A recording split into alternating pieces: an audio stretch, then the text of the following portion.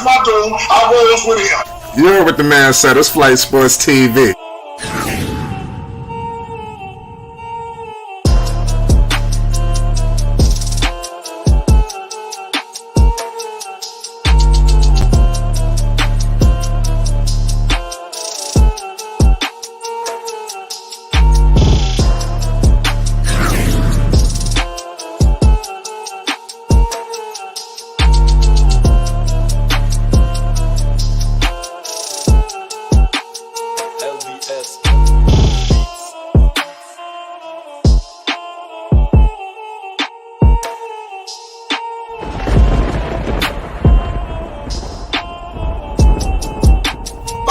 Flight Sports TV, that's where it's at. Flight Sports TV.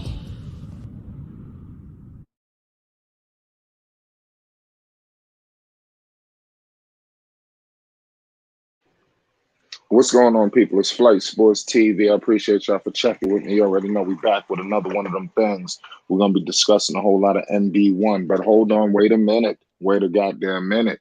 Did y'all hear the news about Donovan Mitchell, ladies and gentlemen? There's a trade, that could go down at any given second that would shake up the Eastern Conference like never before seen. We're going to get into it. I'm going to tell you reasons why. If you're a Charlotte Hornets fan, if you're a Lamelo Ball fan, you should feel very optimistic. Even if a trade was to go down involving the New York Knicks and Donovan Mitchell, I don't think, like I said, I want to tell you this right here.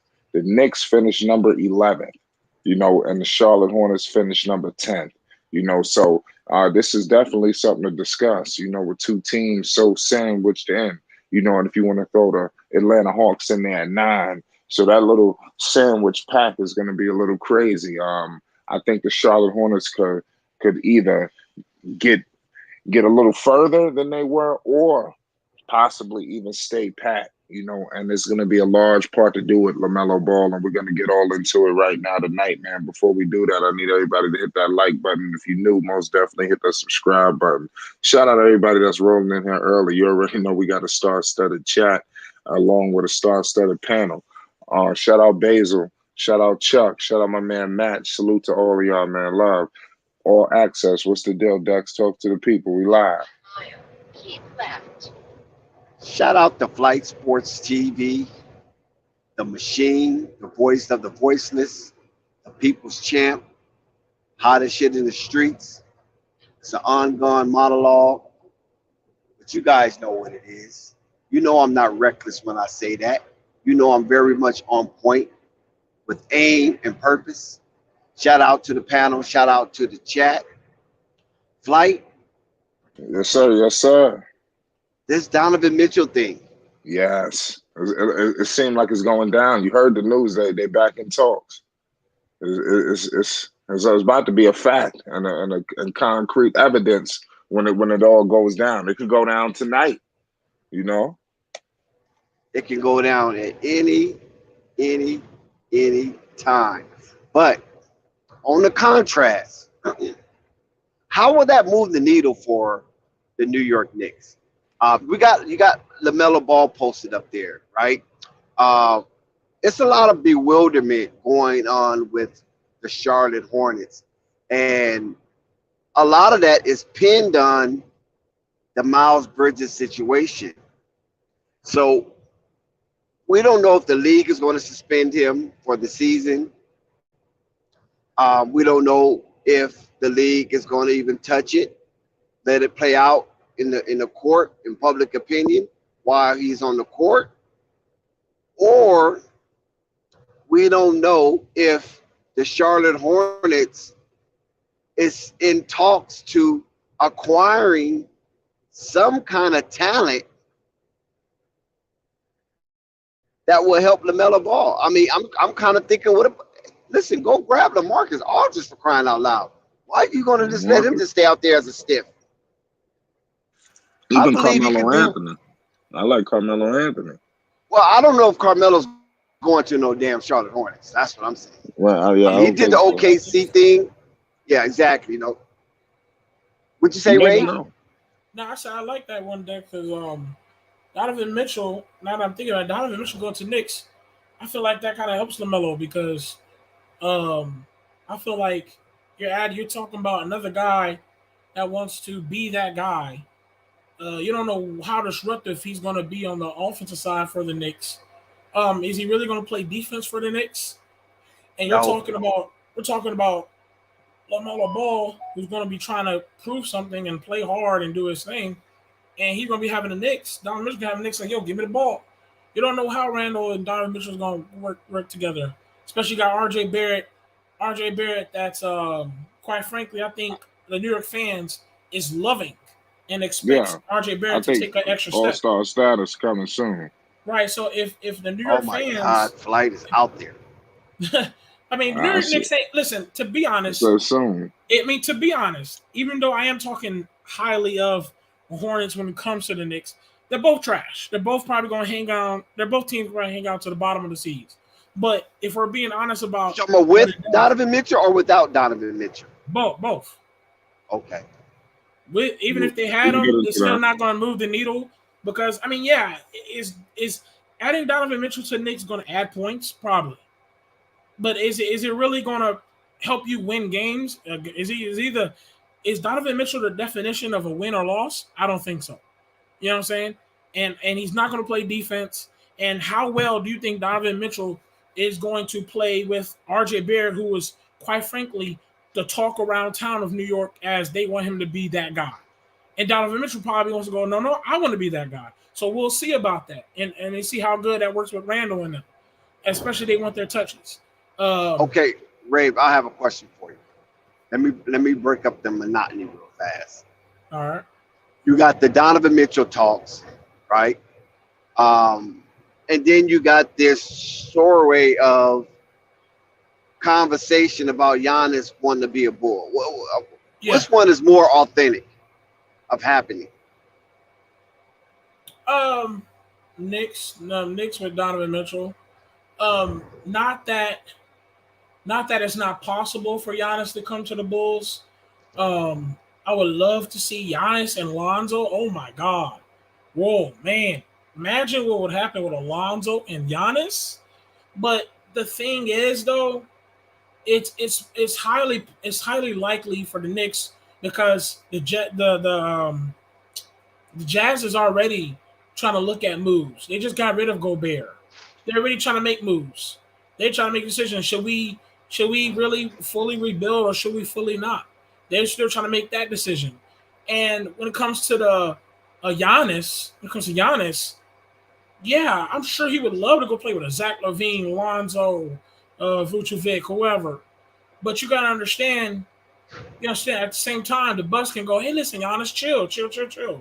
We got a championship. I feel like we could continue to get championships. I remember the money I gave you, that huge contract. You want some more? We'll dig in the vault if you want some more. You want some more money, Giannis? We still got your boy Middleton. We can go. Hey, you want what? You want another signing to help you? Okay, we'll do that too, because the Bucks can offer Giannis a chance to like, hey man, I think you should just stay a little longer. I'm sure you want to expand yourself around the world, probably find a different team. But I feel like, hey man, look, we won a championship before. We're a winning team, top class organization, clearly, because we're always the top 5 seeds now. The Milwaukee Bucks is a dangerous team heading to the playoffs or championship, doesn't matter. So they can give Giannis that resume that allows Giannis to be like, okay, maybe I can hang around the Bucks here just a little longer.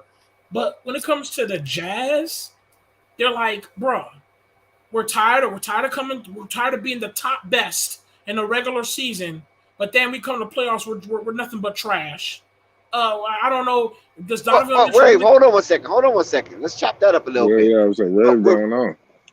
But with Rudy Gobert gone, how can they have those same sentiments of being tired of being top dogs in the regular season and then flail out in the playoffs?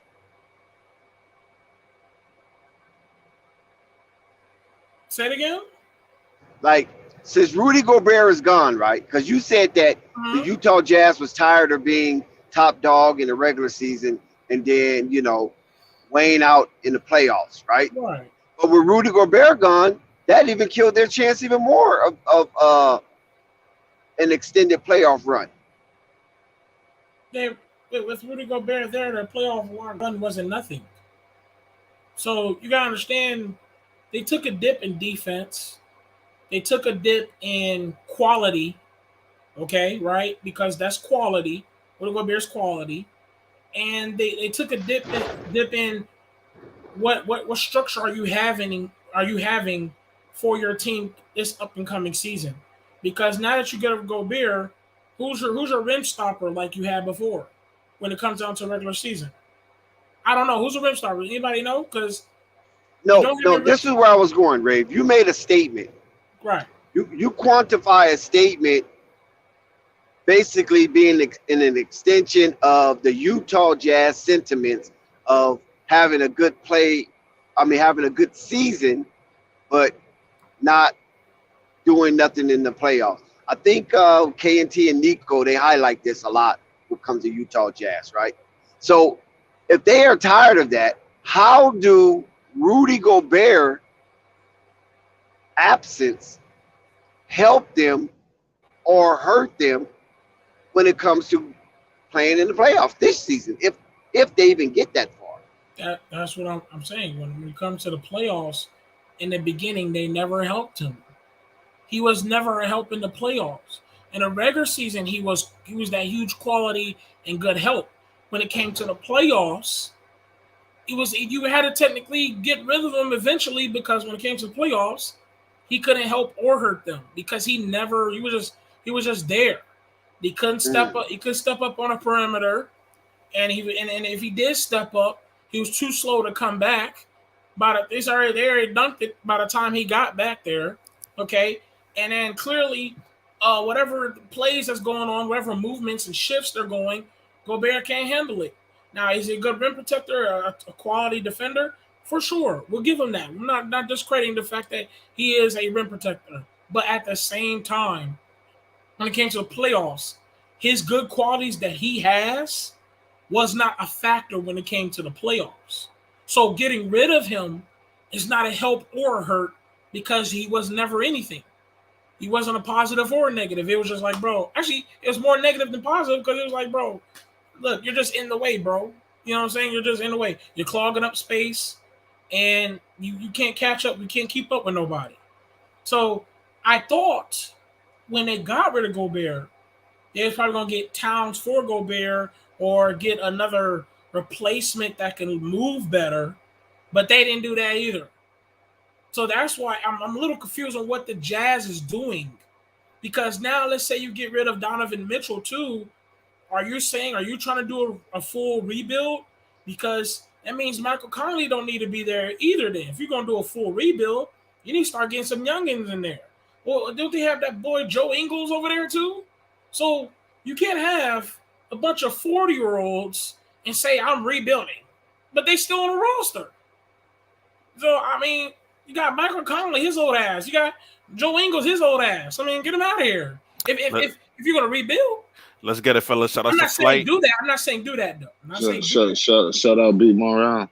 Shout out to Flight, Dex, Rave. I hear you. I see you. How's it going, fellas? This Morale. Shout out to the chat. How's it going, fellas? What's the topic, fellas? Because I want to chime in. What's the topic? Well, what we discussing pretty much the Donovan Mitchell trade.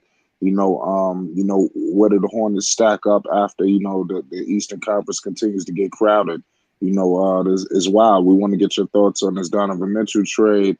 And obviously the Hornets, because the Hornets finished 10th, the New York Knicks finished 11th, the Atlanta Hawks finished number 9, pardon me. So that's a very interesting stack right there, so we're going to be diving all into that tonight. That's facts. Yeah, I mean, let's go down the list. And I know y'all talking about Gobert and the Jazz. I don't know how the topic came up, but I guess we'll get into that. Let's go down the list. So we all agree the Bucks is going to be top 5, right? Yeah, I could agree with that. The Bulls the Bulls top 5. I could agree with that. We got the Miami. I mean, you're talking about healthy Bulls. I was about to say that the Bulls got to be healthy. The Miami Heat top 5. I don't see why not. They always been, right? Boston Celtics top 5. So that's 4 teams we had with the Boston Celtics. Boston. I'm gonna give Boston. Put Boston in there. Right. Y'all want to throw one of Philadelphia 76ers? Y'all believe in Harden and then beating them? Something like that. I mean, I understand. Listen, I think I know where you're headed with this. The Charlotte Hornets, obviously they're gonna have to get off to a hell of a start. Also, even if they're a playing scenario situation, I mean, Steve Clifford was brought in to get the team to the postseason. So I don't see them fooling around too long. I mean, Steve Clifford, if nothing else, will get them to the playoffs in his tenure. That's why I believe he was brought in to guarantee a playoff berth. And we've seen Steve Clifford, even with Orlando, he get to the playoffs. Now, I'm not saying his teams go on epic runs, but he gets to the postseason. So let's see if he can do the same magic, with the Charlotte Hornets, which I believe he will do. Right, but Flight, I'm answering your question on where do the Hornets and Knicks rank, right? So we just named 5 teams. I didn't even get to the Atlanta Hawks and the Cleveland Cavaliers. So that's 7 teams right there. So which tells me, there you go, Dex. And I didn't even mention the Nets. So that's 8 teams right there. So which tells us the East is deep this year. Yeah, the East is deep this year. To answer your question, I want LaMelo to make the playoffs. I think the Hornets, they will, but one of those teams is dropping out. Is either the Heat, somebody's dropping out, that top 6, and it's gonna be crazy. So that's my answer to your question, Flight.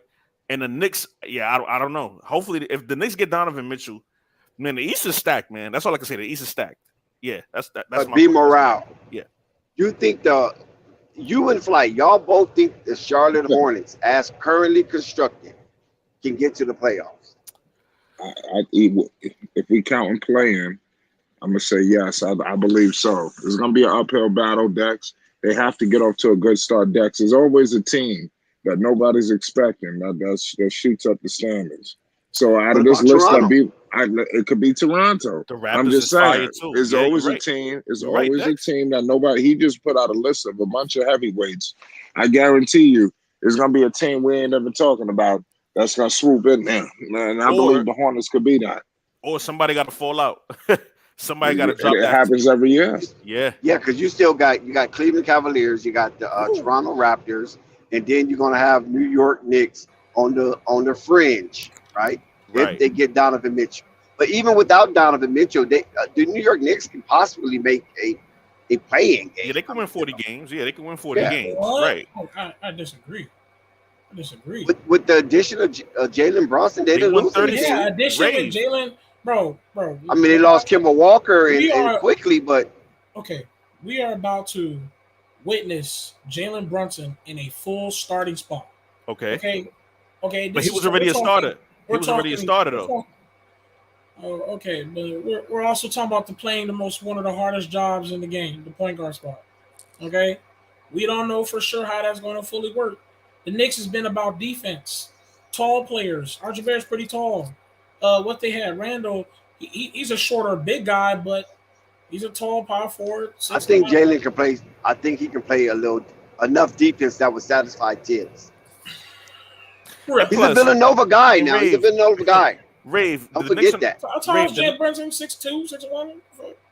Right, but Rave, the Knicks are not going to pay a guy $10 million just to be like a platoon player, like for him for Tibbs to put him on the bench. Like that's not happening. But you got to look at it like this also. I didn't say put him on the bench. No, hell no. But Rave, you got to look at it like this also. They did not lose anybody except Kemba Walker, if you want to count him, or Quickly, if you want to count him. But outside of their main core, they didn't lose nobody. Everybody's still there, and they added Jalen. It's almost like that situation with the Clippers. I'm not comparing it, so don't do that to me. But when the Clippers got who did they get? Who? Reggie Jackson, John Wall. No. Clippers are wrong one. But Golden State probably the only team that you can say that kept their main core and then added a real hell of a talent. You know what I'm saying? That propelled them to 3 in a row, and 2 out of 3 they won the championship. with the Clippers, they did lose Shea. You know what I'm saying? They did lose Shea. I think they lost one more player. But they got Kawhi Leonard and Paul George. Oh, Reeve, them people gonna be straight, dog. I'm calling it earlier. Knicks gonna be good. Watch what I tell you. Over who? Over the Hornets. And who else? So where do you have the Knicks? Where do you have the Knicks ranked in the East? Like six. Right. Okay. And only why I give them 6, we got to be honest, bro. We got to look at them people roster, bro. Them people don't got no bad team. It's just that they added to what they needed, which was Brunson, a point guard that could score too. Now you can take the ball off out of our old boy hands and let him work the block. That's what he do. You're saying take the ball out of who hands? Talking about Randle? Yeah, Randle, man. Okay. And let him work the block. We still can't forget, man. I agree with that. They got Mitchell Robinson under there too, man. That dude Mitchell Robinson ain't no fluke, dog. I think they hold on to Mitchell Robinson. They're not Mitchell Robinson. I'm not having his name in this deal. Yeah, man. He got paid now. He got to show up. Let me. That's like a poor man. That's a poor man's Rudy Gobert if he's healthy. Okay, hold on. He's better than Rudy Gobert. He's better than him. No, I'm not ready to say all of that. Oh, wait a man, minute. that dude could score on both parts of the field. Man, Rudy Gobert be in foul trouble. That's what y'all fail to realize. That dude stay in foul trouble. If you pay attention when it come down to the clutch, and Dex, you know I ain't lying. That boy don't be in the game. But he won Defensive Player of the Year 2 years in a row. Man, you know that's based off of favoritism, man. You know that, man. Okay, come on, man. We got to be realistic, man. Fellas. Come on, man. Can I say something? I'm in and out, man. I'm in and out. I promise y'all I'm in and out. I want to enjoy the show, but I just got one gripe, man. Yo, why every time y'all talk about the Bulls, y'all always bring up injuries with the Bulls, and y'all don't bring up injuries with other teams, man. Like seriously, that hurts my feelings a lot, bro, because injury goes for all teams. Every time y'all bring up the Bulls, y'all bring up injury, and I have a funny feeling when y'all do that, y'all aiming at Zoe, man. Hey, bro, who's this guy? Who's this guy? That's talented. It's talented. I'm here to represent for my boy, man. Scott. Okay, hold on. Let me address it since I'm the one that brought it up. That's because they don't have a good team, talented. They don't have a good team. Nah, you taking it another place, Scott. I mean, no. If you feel like only why I say that, this is my opinion. Because if y'all saying if one person go down, y'all can't win no games. So it was more than one person. That's why I said let me address it. Because not only did Lonzo get hurt, right? You had Alex Caruso get hurt. You had Zach LaVine, of all people, he got hurt. You had Javonte Green got hurt. You had Derrick Jones Jr. got hurt. So they had a plethora of injuries. That's why I said that. Nah, it's all good. I respect it, but all I'm saying is this: injuries go for all teams. But man, they had the injury bug though, talent. Look how many key players. But it's not like this has been a this is transcendent thing. Like it's their first time together. It's the first season. Like that particular group. Like all right, they had injuries. It's all good. But you guys are making it look like this whole team is so injury prone. Like it's 5 years worth of injuries. No, it's not 5 years. No, the individuals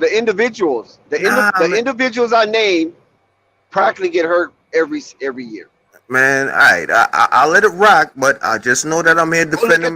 Go look at their track record. So okay, just know injuries go for all teams, though. That's all I'm trying to say. Yo, peace and love, though, man. I'll defend your Bulls, Ted. I'll defend your Bulls. I appreciate you, bro.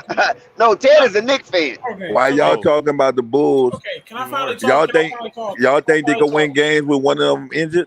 With one of them gone?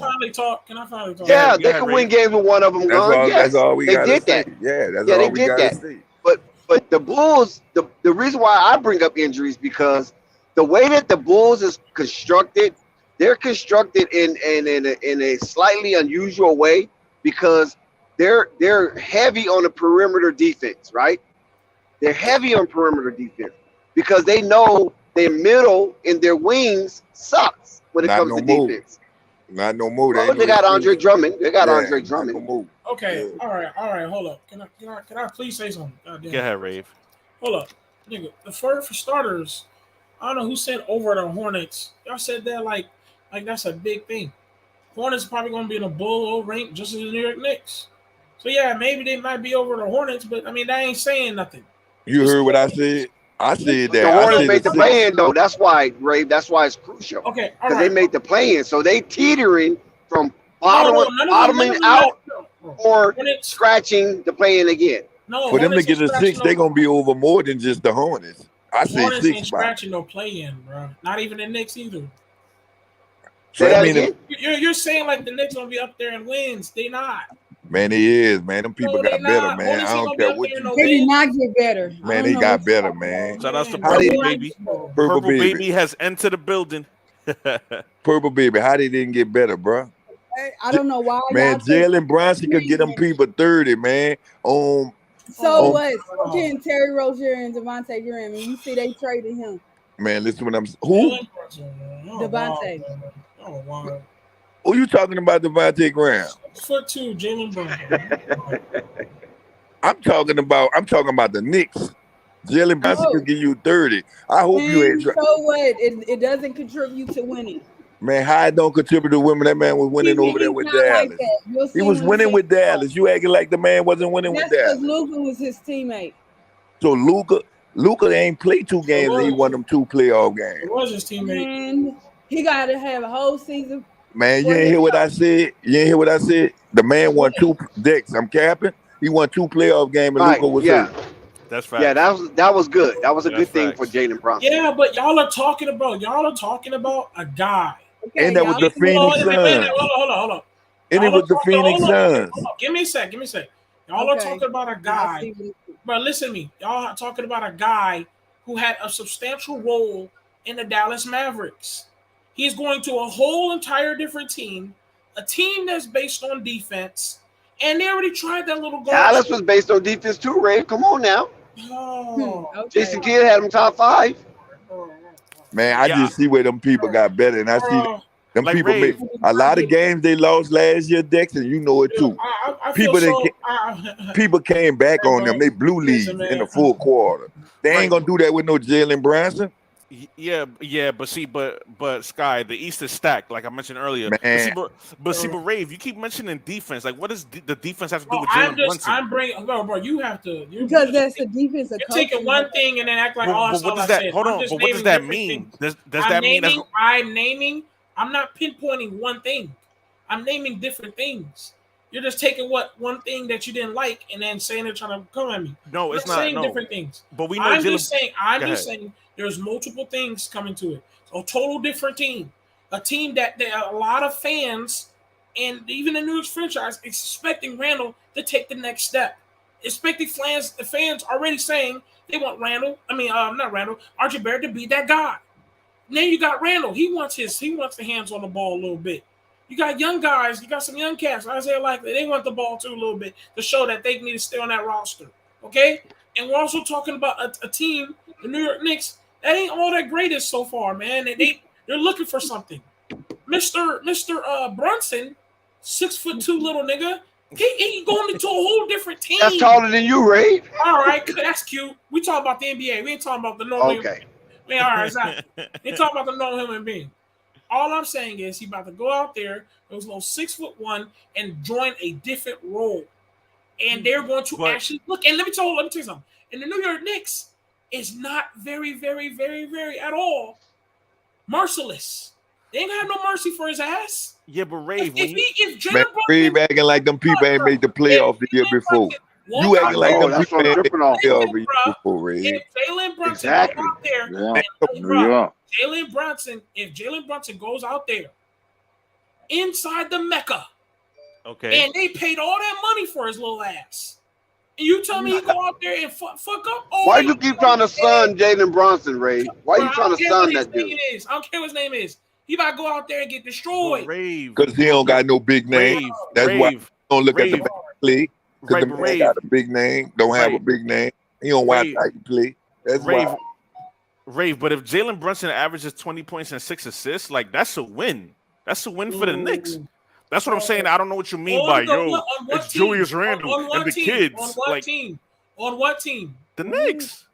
The Knicks. Who are you talking about? Jalen Brunson averaged no 22 on the Knicks. I said 20 and 6. He could get that with 30, 35 minutes a game. Jalen Brunson can average 20 Has points he and done 6. that on the Knicks yet? But he's capable. Has he done that on the Knicks yet? The season starts in 2 months. Has Ray. he done that on the Knicks yet? No. And clearly, he is about to go on a different team where it's going to require him with more responsibility. But what does that mean? What he's about to go do. And especially on a high pressure team that has no mercy. Ask Mr. Flight himself how he feel about Randle because he couldn't show up. So Ray, what are you saying? Flight making 10 videos about how he need to get rid of Randle. Okay, so Ray, you best believe he about to make about 25 videos if Brunson can't do shit. So Come Rave, on, bro. right? I'm being honest. So Rave, are you So saying? you saying Flight gonna be spazzing, huh? But Okay, it's gonna be just Flight. I It's gonna be don't the know entire about on record. Brunson. I might not do that on Brunson, but It's gonna be I entire. understand No. what we had to Flight. reverse. If he go out there and average 5 points a game, I know you're gonna be going crazy. Come on now. That All man right, is well, not about to so- average no 5 points. You smoking dope. No. every day. I'm just saying. No, I'm just saying because he's saying like he ain't gonna ever say anything. I'm saying if that Nick Brunson don't go out there and play, he gonna be on him. But what do you Yeah, mean by that's a play? lot of money, Rave, my man. what do you mean by play, Rave? Like The are man you saying played Jalen everywhere Brunson he gonna be a went. backup? Like what? Bruh, Like, what I'm saying. Yeah, Ray, is- what his number should I'm- be? What his number should be? yeah, thank you, Bruh. Dex. I don't care, bro. What I'm saying is, you're getting paid. Some might say you got overpaid, right? You're about to get. You got tons of money. The New York Knicks is already crying and dying because they're not accomplishing what they truly want to accomplish out there in the Mecca. They have no mercy. Okay. Reed, All I'm saying is the man is about to take on a full. Reed, them people got 75 points, The dog. man is about to have a question. full Them people got responsibility. 75 a full points on their starting team, job. dog. They big three The could man get is about to 75 have a points. full Dex, he responsibility didn't answer your question, on Dex. a different team, bro. All right, y'all funny. Man, Rave, Jalen Brunson could Rave, get you didn't answer Dex's 25. question, Rave, but it's cool. Julian Randle could give you 25, and RJ Berry could give you 25. And they're gonna be losing. Exactly. Thank you, whoever just said that. No, I'm just saying all of them could give you 25. So you are, So do the Knicks have an all-star representative this year? Randall. If they get, and then Randall could always be an all-star too. he Don't was sleep on one Randall though. going to the fourth or fifth option. Don't sleep with that. What that can help him do. And we all acting like Randall just. I'm upset with Randall, but he could turn back the clock in a different role. Man, the man was doing everything. Flight, we got to call it a speed to speed. Man, the man was bringing the ball up court. Yes. The man had to rebound. The man had to shoot. The man had to do everything. That's why they took Yeah, the ball out the man's hand. Yes, Mitchell Robinson. Pardon me, Donovan Mitchell is going to relieve pressure off of Julius. Wait, we ain't got the Donovan Mitchell yet. He ain't on Right. there yet. He ain't on the team. Yeah, We just dealing with Brunson. Oh, my bad. I got the Donovan Mitchell. I'm moving too Yeah, fast. you already signed him up. Yeah, my bad. You know, I'm on my New York Knicks shit. He's trying to sham Karania You this. start Like, trying celebrating. to- Yeah, he trying to jump a Woj before Woj. So the question is, do they get better if they get Donovan Mitchell? I mean, of Yes. course. So where we rank them now though, with the team they got now in case Donovan Mitchell? They not top 11, but there is an upgrade. So that's the thing, Rave. Would you say that Jalen Brunson is an upgrade for the Knicks at the point guard spot? Of course. Okay. I But answer what for was the upgrade?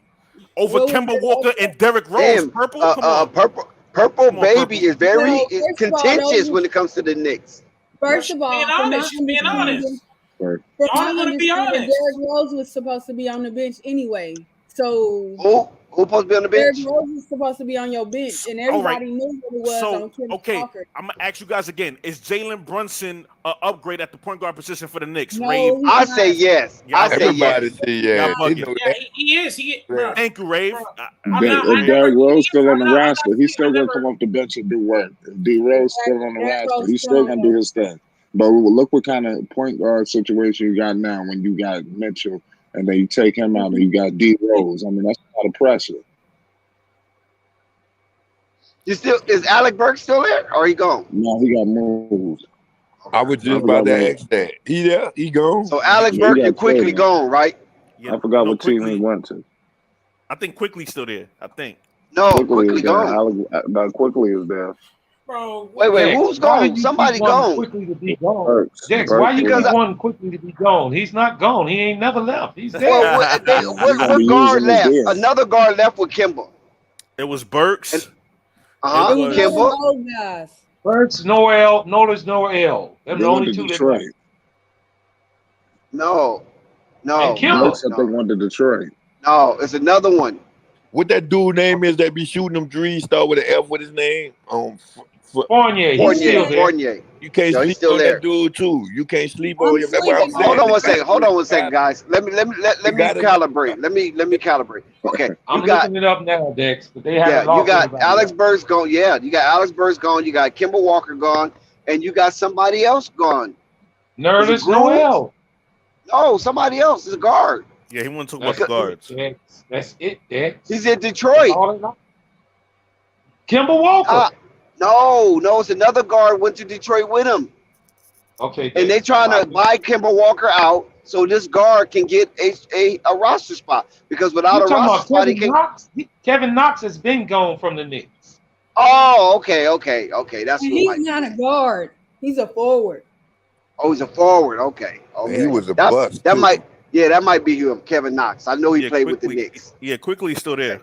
Quickly So still you there. still got quickly? Oh no, yeah. The Knicks got something working. They working. I told him that, man. He don't know them players, man. Them Yeah, people but ain't working for Rave no- disagrees. Yeah, man.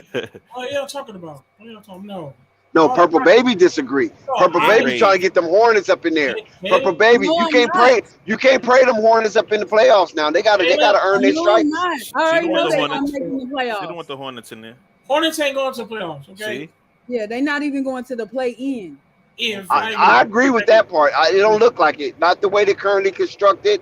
It's a lot of bamboozle going on over there with this Cliffy coach, and they're trying to parade Lamelo like he's going to be the Superman, and I think it's going to be an epic fail. Not for Melo, but for the Hornets as an organization, unless they make some moves and address that center position.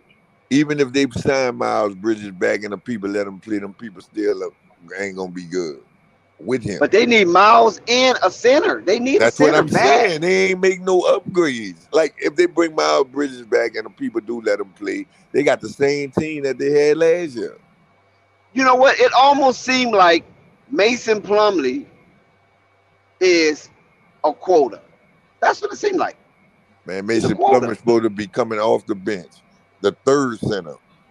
That's what I'm saying. He's got to be a quota, man. It's like Mike want 2 Caucasian, 3 blacks. No matter who they are. That's but funny. you know what's crazy though? You said it though. Like everybody in the Hornet organization know they need a center. They go get everything but a center. Like I don't Everything but a center. I mean, they got Mark Williams, but come on, man, he's a kid. But what you gonna do? Bring Plumlee off the bench? What you gonna do? I don't know. You can't bring Plumlee off the bench for Mark Williams. Not right now. That's what I'm saying. Like, let's say they do start the rookie, right? That means Plumlee gonna be the backup, right? You can't because he's needing $9 million a year or something like that. He ain't coming off the bench. No, we know that. I'm just saying if they did decide to go with that, like you still getting Plumlee off the bench regardless. Like he need to be off the team. That's the point. Right. He needs to be off the team. And remember, I was addressing that with FYF, right? Why the hell did they sign him? I would have sacrificed that little $5 million, you know what I mean, and gave Plumlee money plus whatever to Mo Bamba since the Bulls didn't want him. They signed Harold back?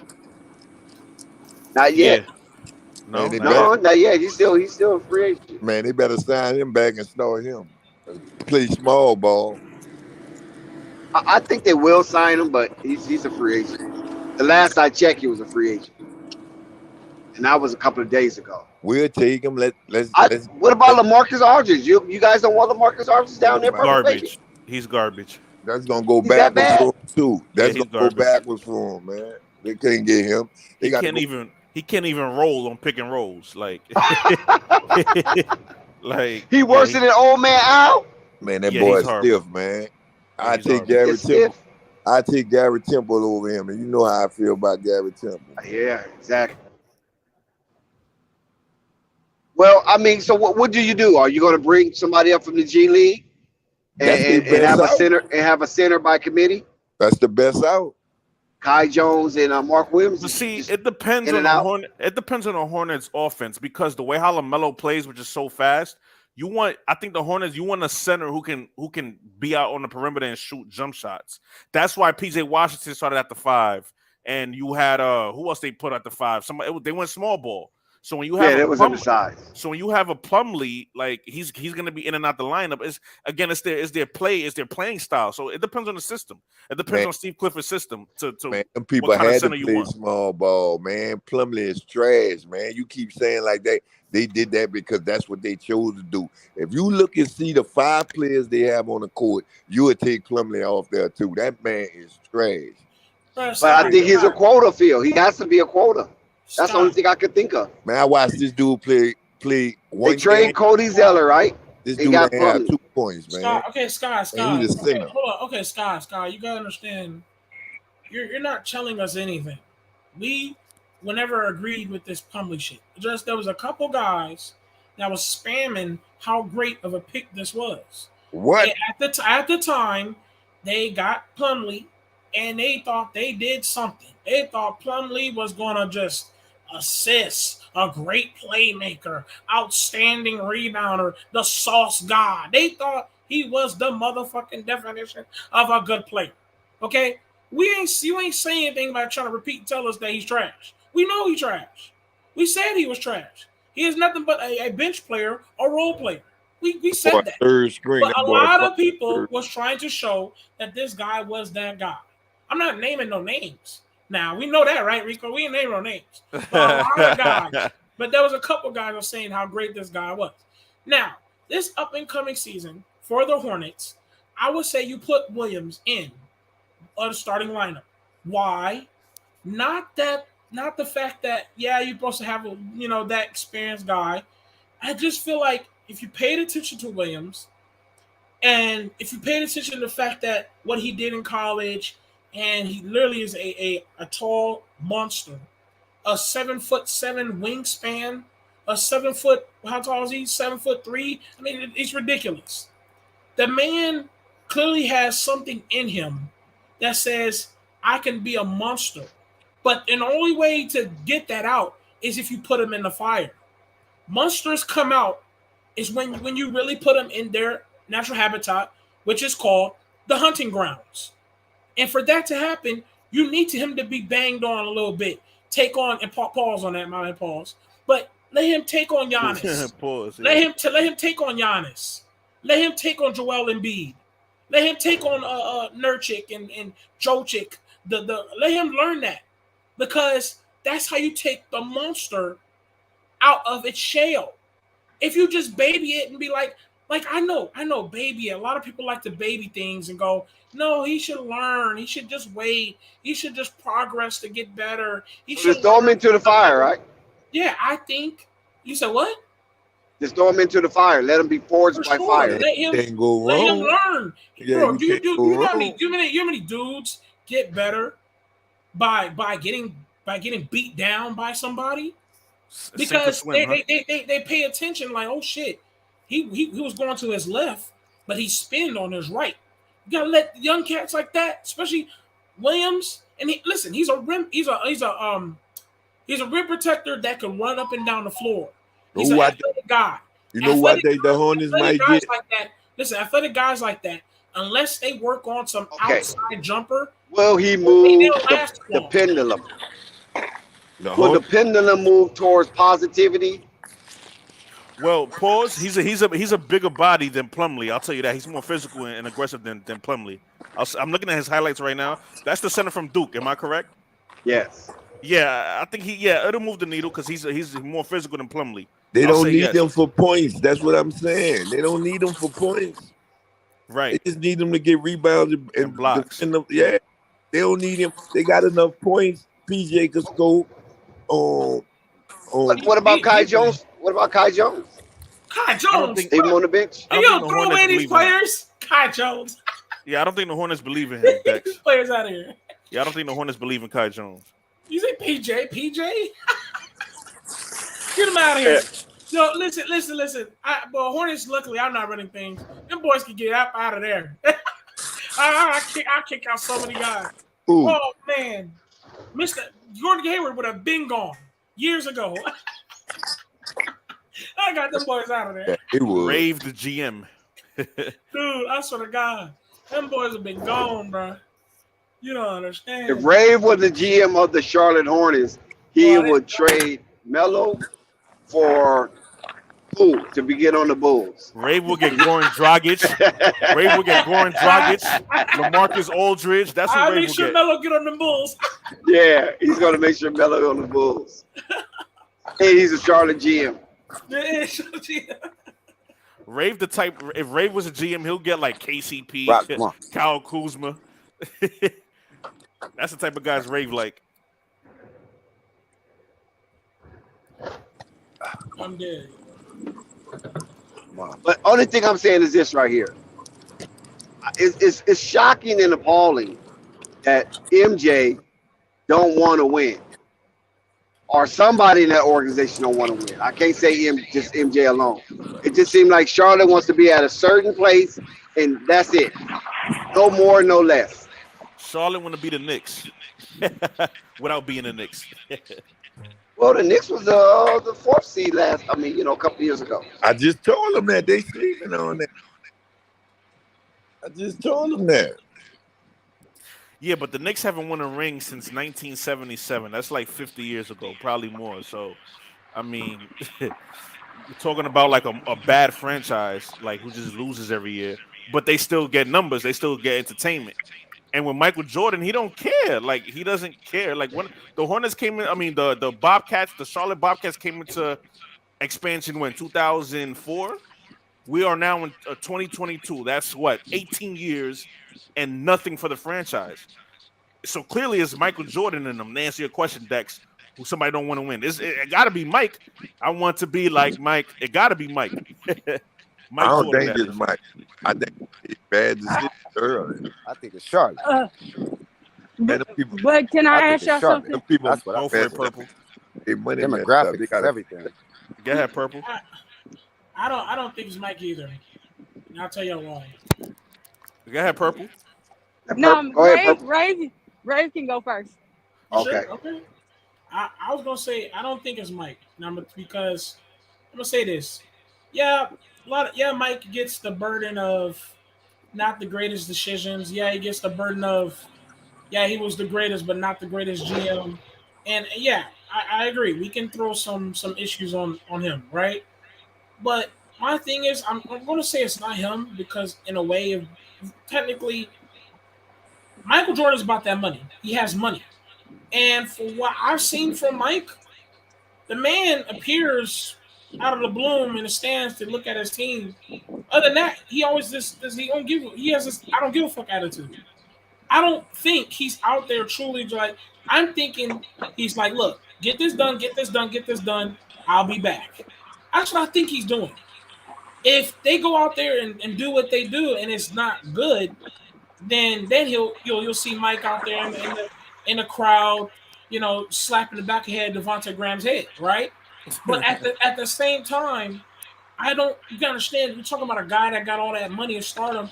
I don't think he's really focusing on the business side of things. Yeah, he's paying attention because he's the GM. I mean, he's the owner. He has to have the business side of things.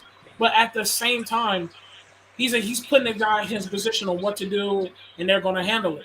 He's just going to put his input, and that's it. Because if I was Michael Jordan, I'd be like, look, y'all do this. I'll pay for whatever. I want me to throw in $500 million. Okay, I'll do that. And y'all do what y'all supposed to do. So I think it's them. It's the rest of them. Jordan don't give a fuck because if you pay attention, that's the attitude he brings. But why he don't give a F though? Why he don't give a F? You think the NBA is running this team? No, I'm saying I think the rest of them is running the team. I think no, when something, for example, right, when something bad is going on, when things ain't going quite right, you'll all of a sudden see Jordan in the stands. All of a sudden, now he's at the game. Well, maybe the NBA tell him, look, Mike, you need to show up a little bit. Man, they had their time, bro. The teams like Charlotte, Orlando, they had their time. They picked Alonzo Mourning and Shaq. They had their time. Ain't no stars coming there. On But free agency. Orlando been to a finals though. Yeah, with Shaq. Not since No, then. they've been to the finals with Dwight Howard 2009. also. Who's that? And they did not go to the That's finals with A1. Dwight Yes, Howard. they A1. did, They bro. did. They played the Lakers. In Oh, they played the 2009. Lakers, yeah. But not, yeah, but they drafted Shaq and they drafted Dwight. Okay. Unless you draft the guys at those places, they ain't going nowhere, bro. They got a I agree with that. They got a 5-year window Okay, with their draft picks. But Other they than still that, had help though. Orlando not had going some nowhere. good help because basically they had the leftovers from Sacramento. They had some leftovers from Utah, right? And they made a team with Stan Van Gundy and they went to the finals. Right. Look, But they brought in long was that players though. window? How long was that window? Maybe You what, know 4 what I'm saying? years? So unless they draft and those players develop and they got that 3-year window after like their second year,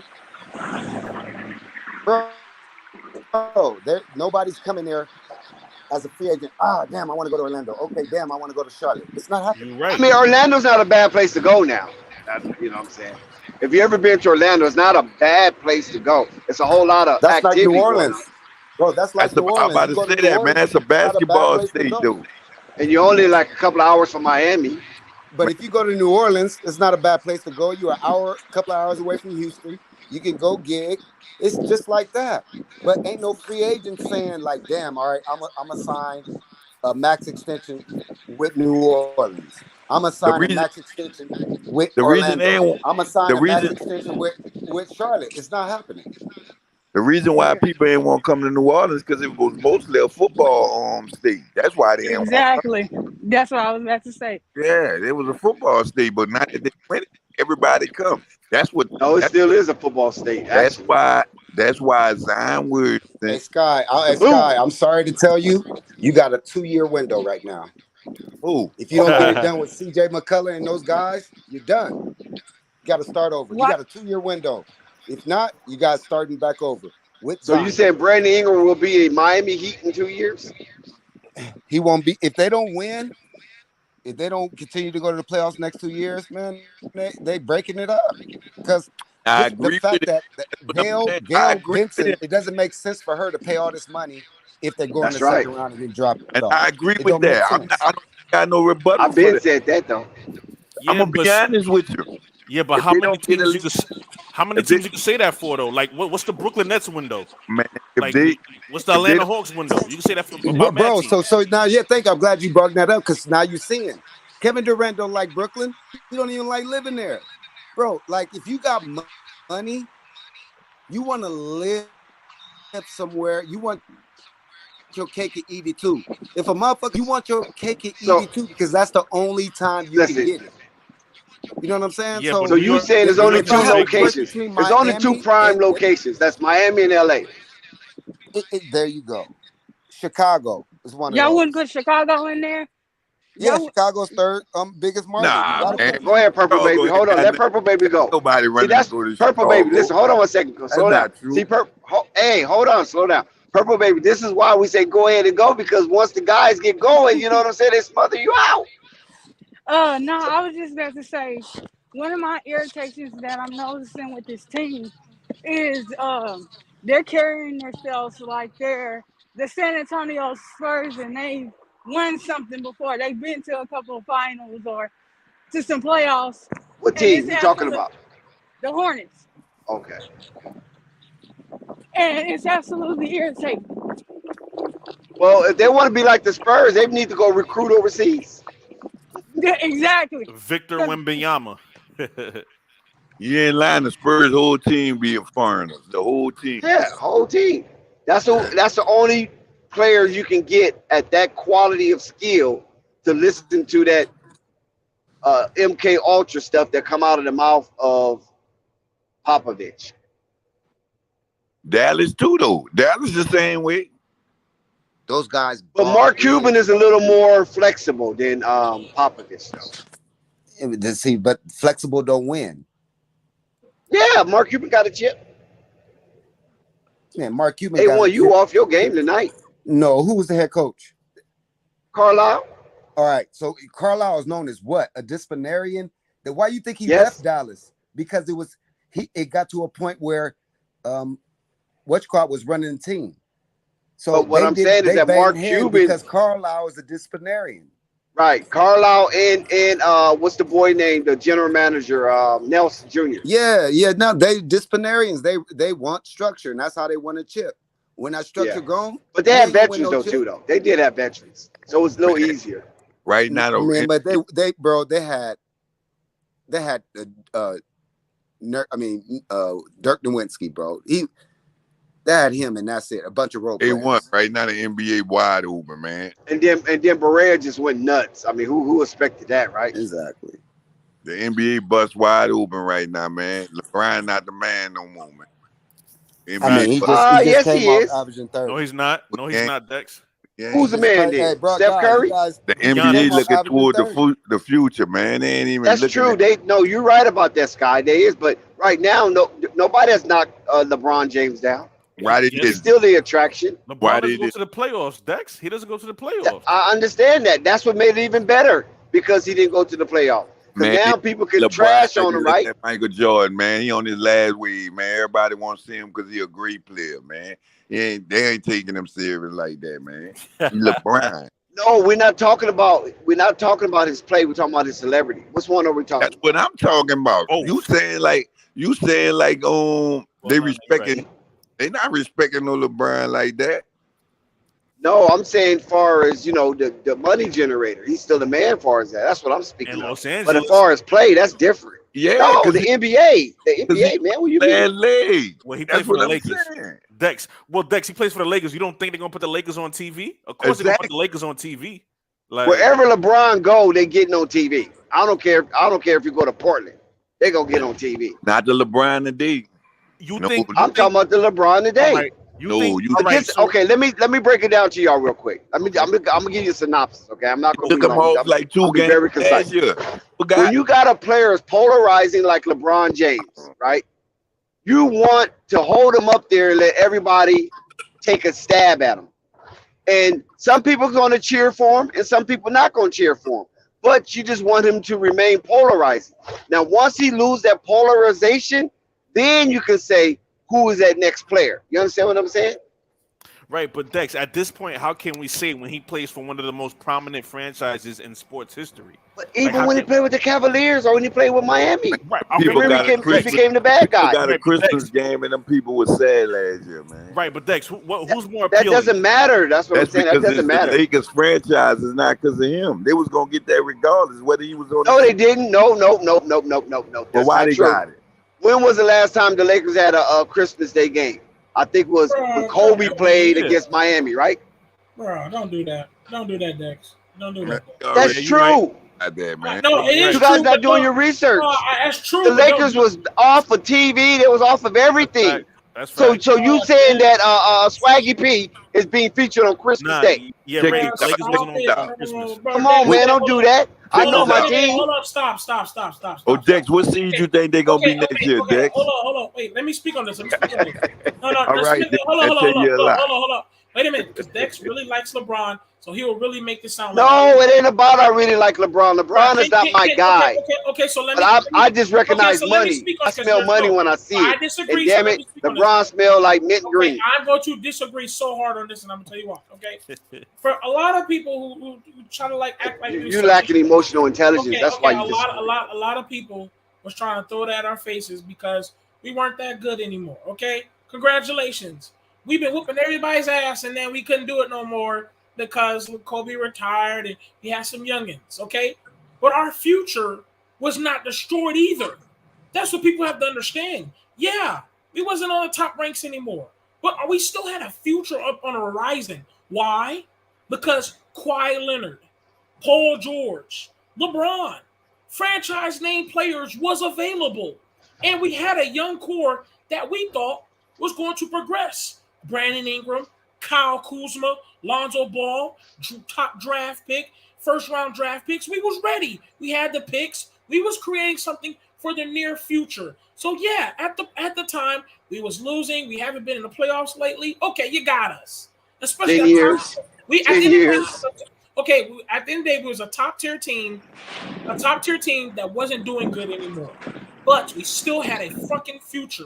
So, But in the case may be, now that LeBron came, now it's, oh my God, the gracious savior of lords.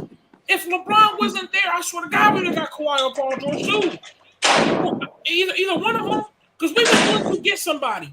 Magic Johnson himself. Magic Johnson said himself that he was going to sign somebody. So it's whether it was LeBron, whether it was Kawhi or Paul George, we was going to get one of them boys. And right, but the topic is LeBron, Rave. The topic is LeBron, though, Rave, because Dex is saying LeBron is still like a cash cow for the NBA. But as of right now, he's on the Lakers. Like, he's on the Lakers, so how do we really know? Like, if LeBron was falling off and was on the Cavs, I'm not sure if he'll be on TV as much as he is for the Lakers. That's what I think, Dex. And so this is how, and I'm not a LeBron guy, but this is how great he is. We're saying he's falling off after averaging 37 and 8. I don't think that's a fall, just because he can't play defense the way he used to. So we're saying he's falling off. And okay, and watch this. Hold on. And Bradley, and Bradley Beal almost won a scoring title on a bad Wizards team. So you can put numbers Bradley up. Falling off? No, I said no. Thank you. No, he's not falling off. Okay, but what I'm saying is that if you're not a playoff team, why should we? I'm not going to congratulate We wasn't a playoff team because we was hurt. AD was hurt. If AD was healthy, we was a playoff team. Even with bad Russell Westbrook play, we would have made the playoffs easily. If AD's healthy, which he'll be this year because he's finally putting in some fucking work, we're gonna be all right, bro. Okay, Mark my words. Okay, so do you think the Lakers deserve to be on TV as much as the top 5 teams? We got 17 championships. We we earned that. No. See, they got the Lakers fans go with something from 20 years ago. We talking about now. That ain't 20 years ago, bro. Yes, we just won 2 years ago. We just won a chip 2 years ago. Oh, in the bubble, but they didn't win in LA. Before that, we won with Kobe. We won 2 in a row. We won 3 in a row before that. 2 in a row before that. Okay, it don't matter, bro. Okay. We got 17. Right. So of course we're gonna be on the TV. Okay, but watch this. Y'all didn't even have a parade in LA. Like, so how prominent is that bubble ring? It was during the COVID. Come on, bro. But it wasn't in LA though. Like the city. A1 back on his shit. A1 back on his shit. Hold on. You gonna take a sip of that Douce? Go ahead, Ray. That's right, A1. He cooked you. He cooked you for a round. He cooked your ass. Let me fix that. Okay, hold on. Let me fix that. Yeah, okay. The Lakers won a championship during that COVID blah blah blah. Okay, we already had arguments about if that was legitimate shit or not, and you know how I feel about that, anyways. Okay, but here's my thing. Okay, when it comes due to it, at the end of the day, the Lakers are still, and maybe it's because of the past, that they're still a top tier organization who has plenty of money, LA Hollywood, the movies, the actors, and the greatest legends and champions that's ever touched the court, which is Los Angeles Lakers. Okay? And of course, their rival team, the Boston Celtics. So please, arguably, yes, the Mount Rushmore. The history behind the Los Angeles Lakers, the bubble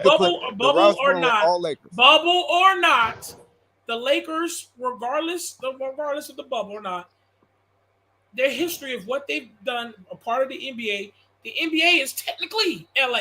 Okay, if you want to be 1,000, what they've done with history when it comes to the Los Angeles Lakers is the reason they will always be and forever be a part of TV or should be a part of TV. A1, now, if LeBron can't get to the Lakers to the playoffs this year, he's falling off, bro. That's straight up. Now you got me.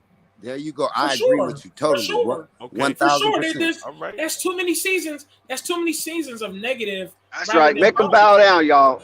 Y'all Lakers did good. I'm just saying, because let's look at it. I know. Go ahead, Ray. What sucks is if he does have another bad year with LA, that man's the team. You're talking about the team. That man about to leave us with another bad. Oh yeah, team. All right, so A1. He about to leave the team with another bad year. So we're gonna become the Cleveland Cavaliers. He destroyed. But what makes me mad is he destroyed the Miami Heat. No. What makes me mad is he destroyed our future. So he is about to have. If he has another bad year, he about to walk out out them double. Nah, goals. Ray, we about to have $60 million on the cap next year. Okay, bro. so A1. We're gonna be all right. So A1, let me ask you this, right? Hold on, A1, let me ask you this. Hey, Hold on, fellas. Hey, A1, let me ask you this. If the Lakers don't go to the playoffs again this year, y'all gonna blame it on health again? What we doing? Because that seems to be our calling card. Or we weren't healthy.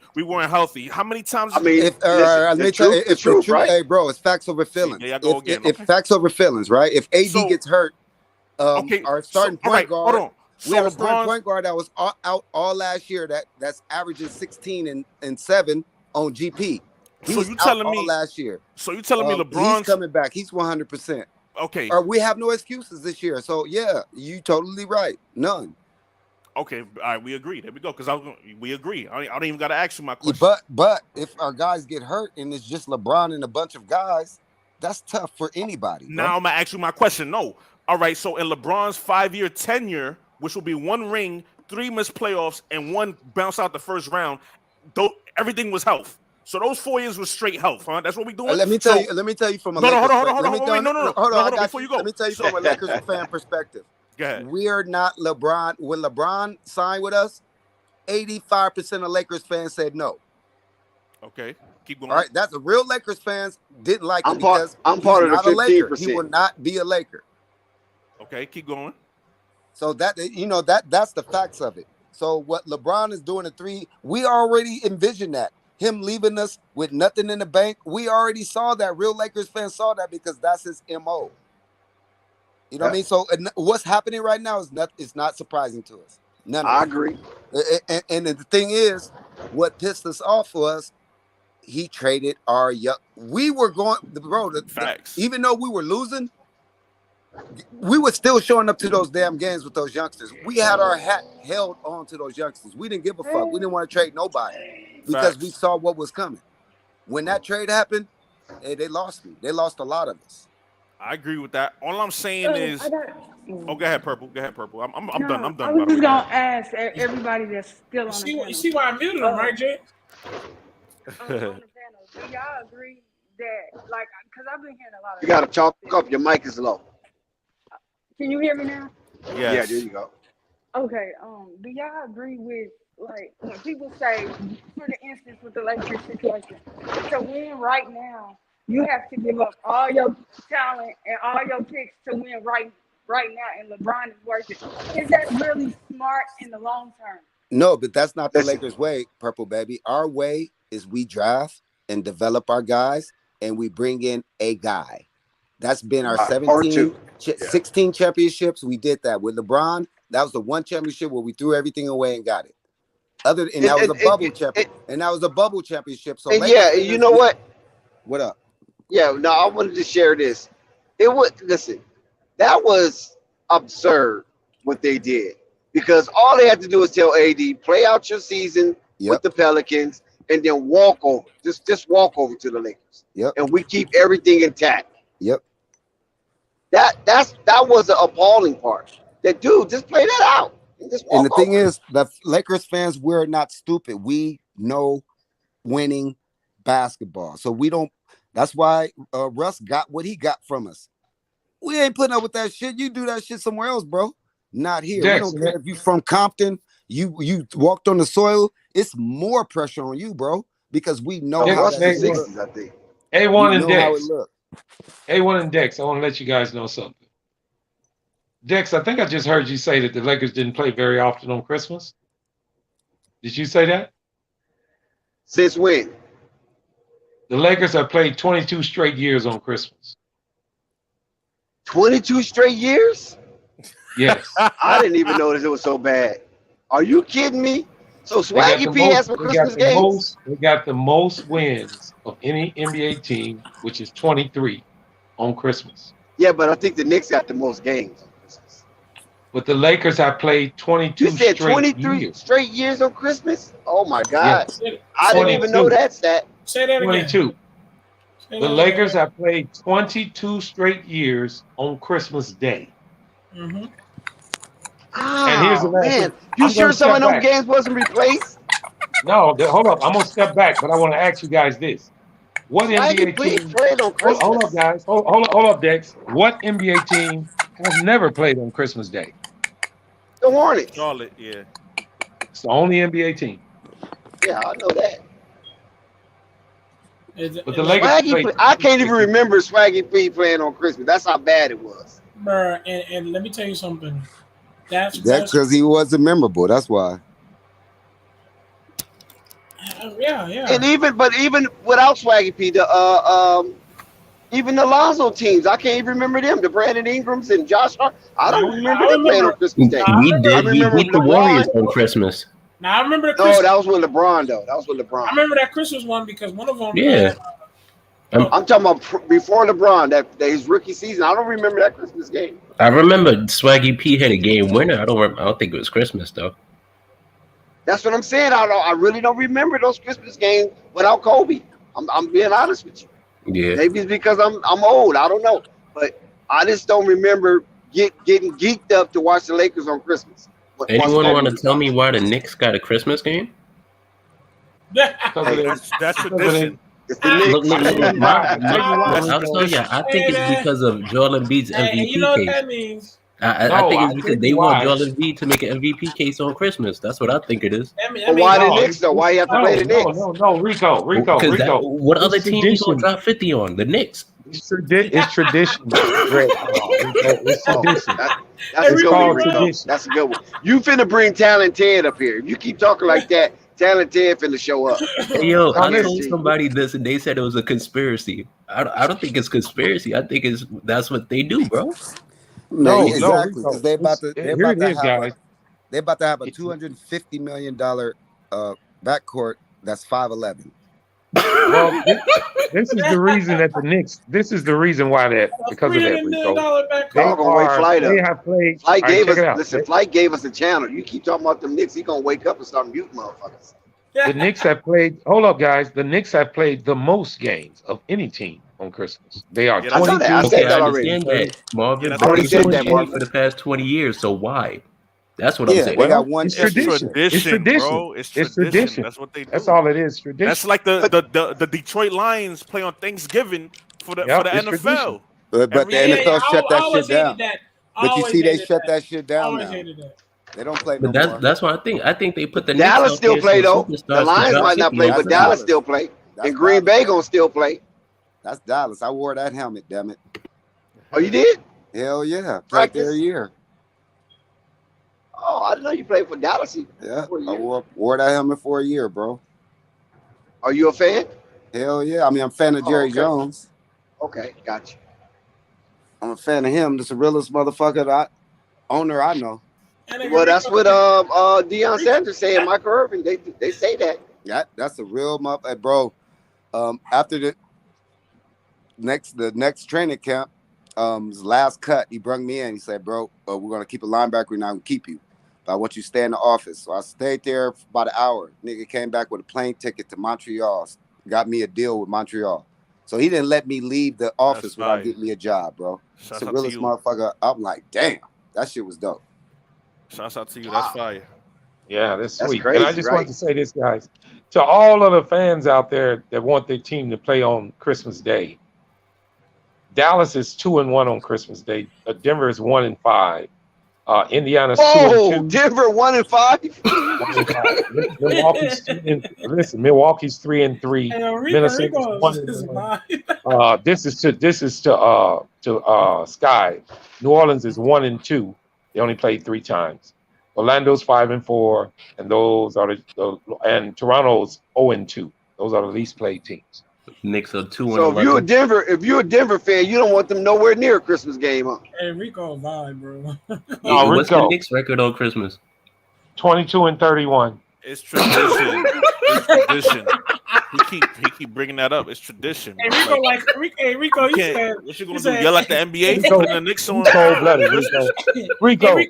Yeah, he's trying to wake up Flight, man. Flight is snoring.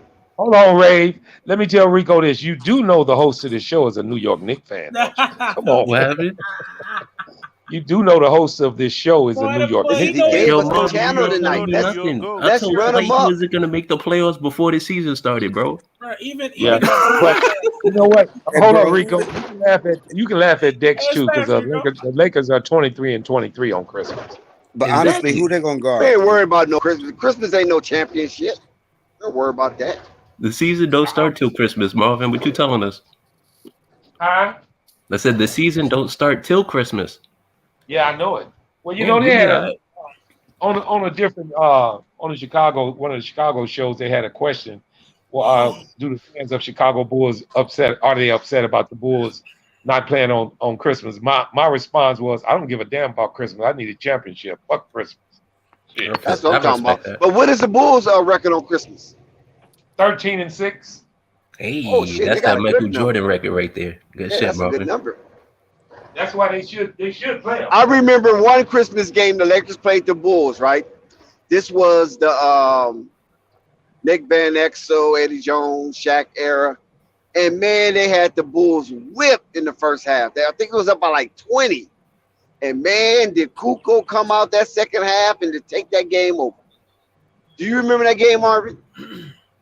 This was like one of the games that put Tony Kukoc on the map. And I think he hit the last shot on that game to win the game. I wanted to see the Pelicans. I ain't gonna lie. I thought the Pelicans was gonna get a Christmas game. Oh hell no! I ain't trying to see that shit. I thought that. Rave, you better jump on you, Rave. You better leave them Pelicans alone, because unless you say, unless you gotta take back. The Clippers too, though. I thought the Clippers was gonna get a Christmas I don't game. want to see that shit. I don't want to see that shit. Listen, I'm holding all my Pelican hate until I see Zion Williams slam the ball for the first time, and I see the lift that he got off the ground. You follow what I'm saying? Now, if he got some hell of a lift, boy, them Pelicans might be a 3 seed. Man, the thing is about Zion, he heard all the motherfuckers, the fat jokes. He heard everybody. Oh God. He got a fat boy contract. You know his contract, right? Rave, when you give a professional athlete, and this nigga is not he's one of one. You give somebody like that a chip on their shoulder, bro, that's dangerous, bro. Oh yeah, I think so. You better not put a chip on his shoulder. He might be overweight. I think. Fuck off that money. See that? Keep all food away from it. See? Yep, y'all ain't that. You put a chip on their shoulder. Remember that laugh? Remember that laugh? Because when Sky he gonna dip into that guacamole. You put a chip on his shoulder. You put a chip on his shoulder. He looking for some ranch dressing. Hey, he don't need no. Listen, do not give Zion no triggers. Exactly, no triggers. That's a good one. Yeah, don't trigger that. Don't trigger the big boy because he got a contract. All I gotta say is y'all whining about these Christmas games and who didn't get one. But who watches the NBA on Christmas? Nobody. Everybody be watching football. So I don't know what to tell y'all. Yeah, I mean it depends on the game. I'll be honest with you. I've watched a couple Golden State Christmas games. I don't even watch football like that no more. I'd rather watch the Cowboys lose than watch anything the NBA got going on Christmas or Thanksgiving. Because the Cowboys losing on them days is entertaining. And the Giants. Listen, how about them Cowboys? Yeah, they paid Dak Prescott $70 million last year to do what? Well, Dak got hurt last year. That nigga like made 70 bro, he made $70 million last year. But here's the thing, A1. Everybody was saying before he even got paid that people were crazy to think he's worth that money. Bro, he's a middle of the pack quarterback. Exactly. And he was asking for Patrick Mahomes, Aaron Rodgers money. Bro, he's a like, middle of the pack. Way. Give Patrick Mahomes. They paying Dak for what they paying Dak for what he did on his rookie year. Bro, what he did on his rookie deal. Bro, that's the thing is. That's the thing is, his rookie year, Dex. His rookie year was a flodge because guess who ran for damn near 2,000 yards? Thank you. That's why he had that year. I'm gonna be honest with y'all. These quarterbacks in these last couple of drafts, I'm gonna say like 6 or 7 years, being mid. All of them being mid. I'll be honest. When it comes to football, I don't see the point in paying a star player that much where y'all could draft somebody and they like top 10 in their position as a rookie. That will never make sense to me, bro. That's like I'm sorry, I can't do it. It's 3 players that deserve to get that check. It's the left tackle, it's the quarterback, and it's your middle linebacker. Those guys deserve to get the bag. Other than that, everybody's replaceable hella fast. Hella fast. Not even quarterbacks, you don't think? No, quarterbacks deserve the bag. Yeah. Left Because you got to have a mind for that. Yep, in the left tackle. Yep. Yeah, I don't think they could have found somebody better than Dak Prescott by now. No. Dak Prescott, they overpaid. See, the thing is, like that quarterback market is bullshit. Like you should get paid. It's something called the eye test, bro. And me, Dak Prescott, is 32 teams, and he's right there at 17. He's right there in the middle of the pack. Okay, but look, Dak Prescott is more than just an on-field player. This is it's off-field, locker room and off-field. He don't get in trouble. That ain't worth $70 million. Need that. No, to Dallas it does. Hold on, A1. It is to Dallas and Jerry Jones, because when you have a clean-cut guy like that you can sell to your fan base, you're going to get a plethora of money. That's let me tell you this, Dex. If they bring in Jimmy Garoppolo tomorrow, Jimmy Garoppolo have they would love Jimmy Garoppolo. Problems, they off stop field thinking issues. about Dak Prescott. No, That's Jimmy Garoppolo have off field issues. You can't have off field issues. You can't have on field. Yeah, Russell Wilson. Yeah, exactly right. Yeah, right about him. Man, if Jimmy Garoppolo came in, he'd take. No. Jimmy date porn stars. It ain't what the Cowboys need right now. That's a conservative state. I gotta chill. No, I'm just trying to get him to let him know how you can market a clean cut football player. But you can market not only football.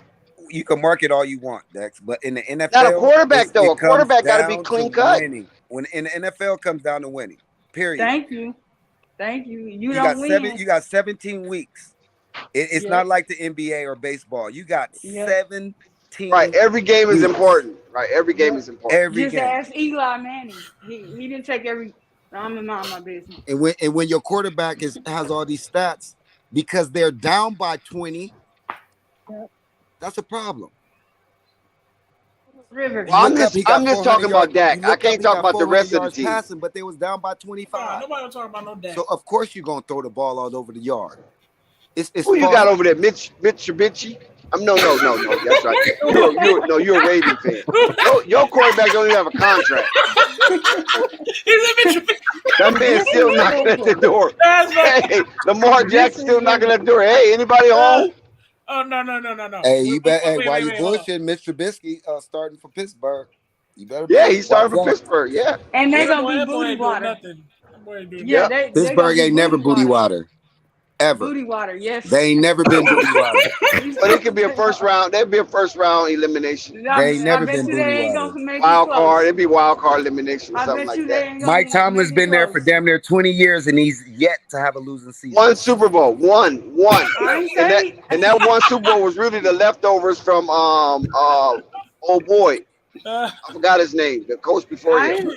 And I think he's an awesome coach. Now, to be fair, booty water.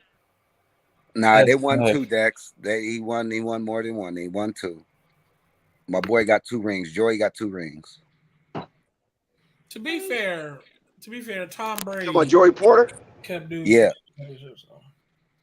That's my roommate in college. But that's what I'm saying. He won one with Mike, and he won one with the other dude. What's the other dude name, man? Bill Cowher. Bill Cowher. Yeah, he was a football player too. That's who drafted him. Bill Cowher.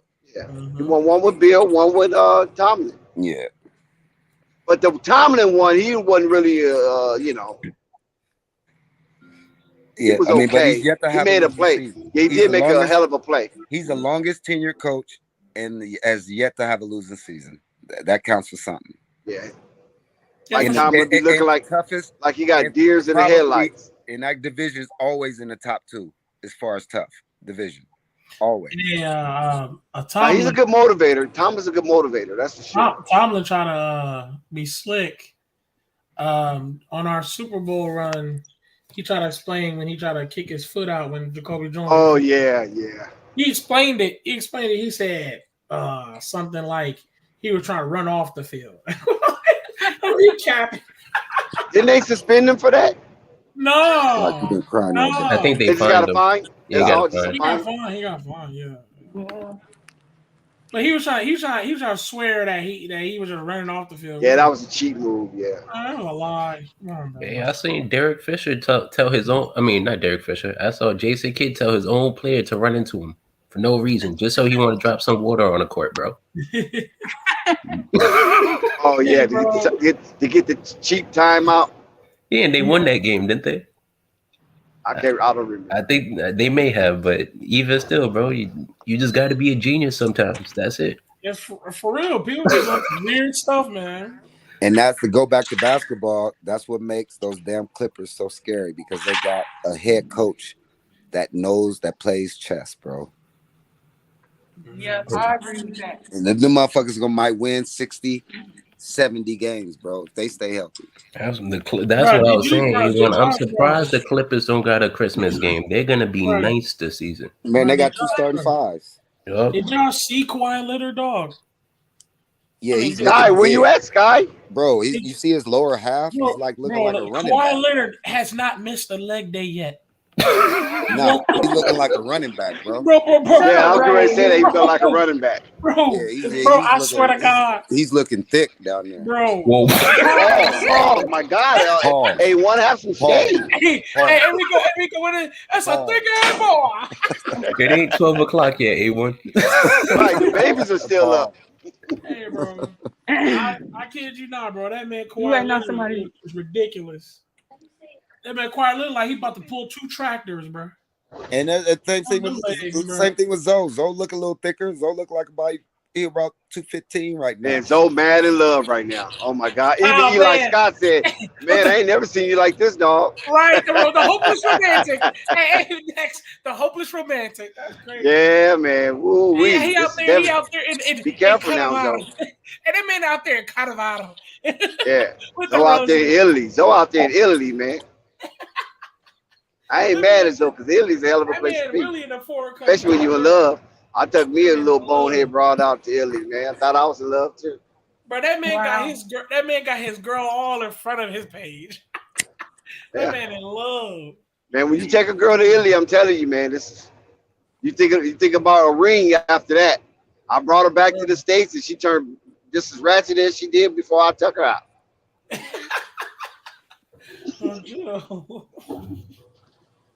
Don't mute me, Flight. Flight, don't mute me. Yeah, Zoe.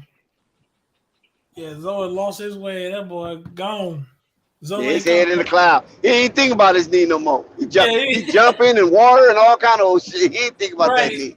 He probably He totally ain't thinking about New York Knicks 5'11" backcourt. I ain't worried about them. I've been thinking about something though. You know, it's another amazing thing about the Hornets though is how they draft. Like it's just like they be like, well, I guess we ain't supposed to take this player, but we got to take him anyway. Because I know when Book Night had came out, everybody was like, oh, they gonna take Uzma Gruder, you know, the guy that went to Houston, right? They gonna take him, and I'm like, for what? He had some promise, but for what? I said that man ain't gonna do nothing but be in the G League. The Hornets just go out their way to pick bad players. You know what? Like I said, that's why I would say the NBA must run that team. Nah, bro, it's the scouts, bro. Like he needs. Come on, the scouts can't be that bad. Come on now, some A1. scouts are that bad. And see, the thing is, when you get into that league, Dex, it's a word that's called in the locker room, the good old boys club. So all those guys are retreads from other teams. Yeah. They're old, bro. You need fresh. If I'm the owner of a team, all my scouts are 30 and under. I agree. All my scouts are 30 and under. All of them. Agree. I need fresh eyes. I need. So basically, these old heads are looking for just good guys, right? They're looking for just good guys. No trouble, just good guys. They're looking for that, and they're looking for guys that do, your Duke, basic old North Carolina. Yeah. You know, they look for the good, clean black guys. Because look at the guys they got. They don't want nobody from USC. Except Melo. Damn, everybody else is fundamentals. Fundamentally sound. That shit don't work in today's NBA. Tim Duncan is who Tim Duncan is.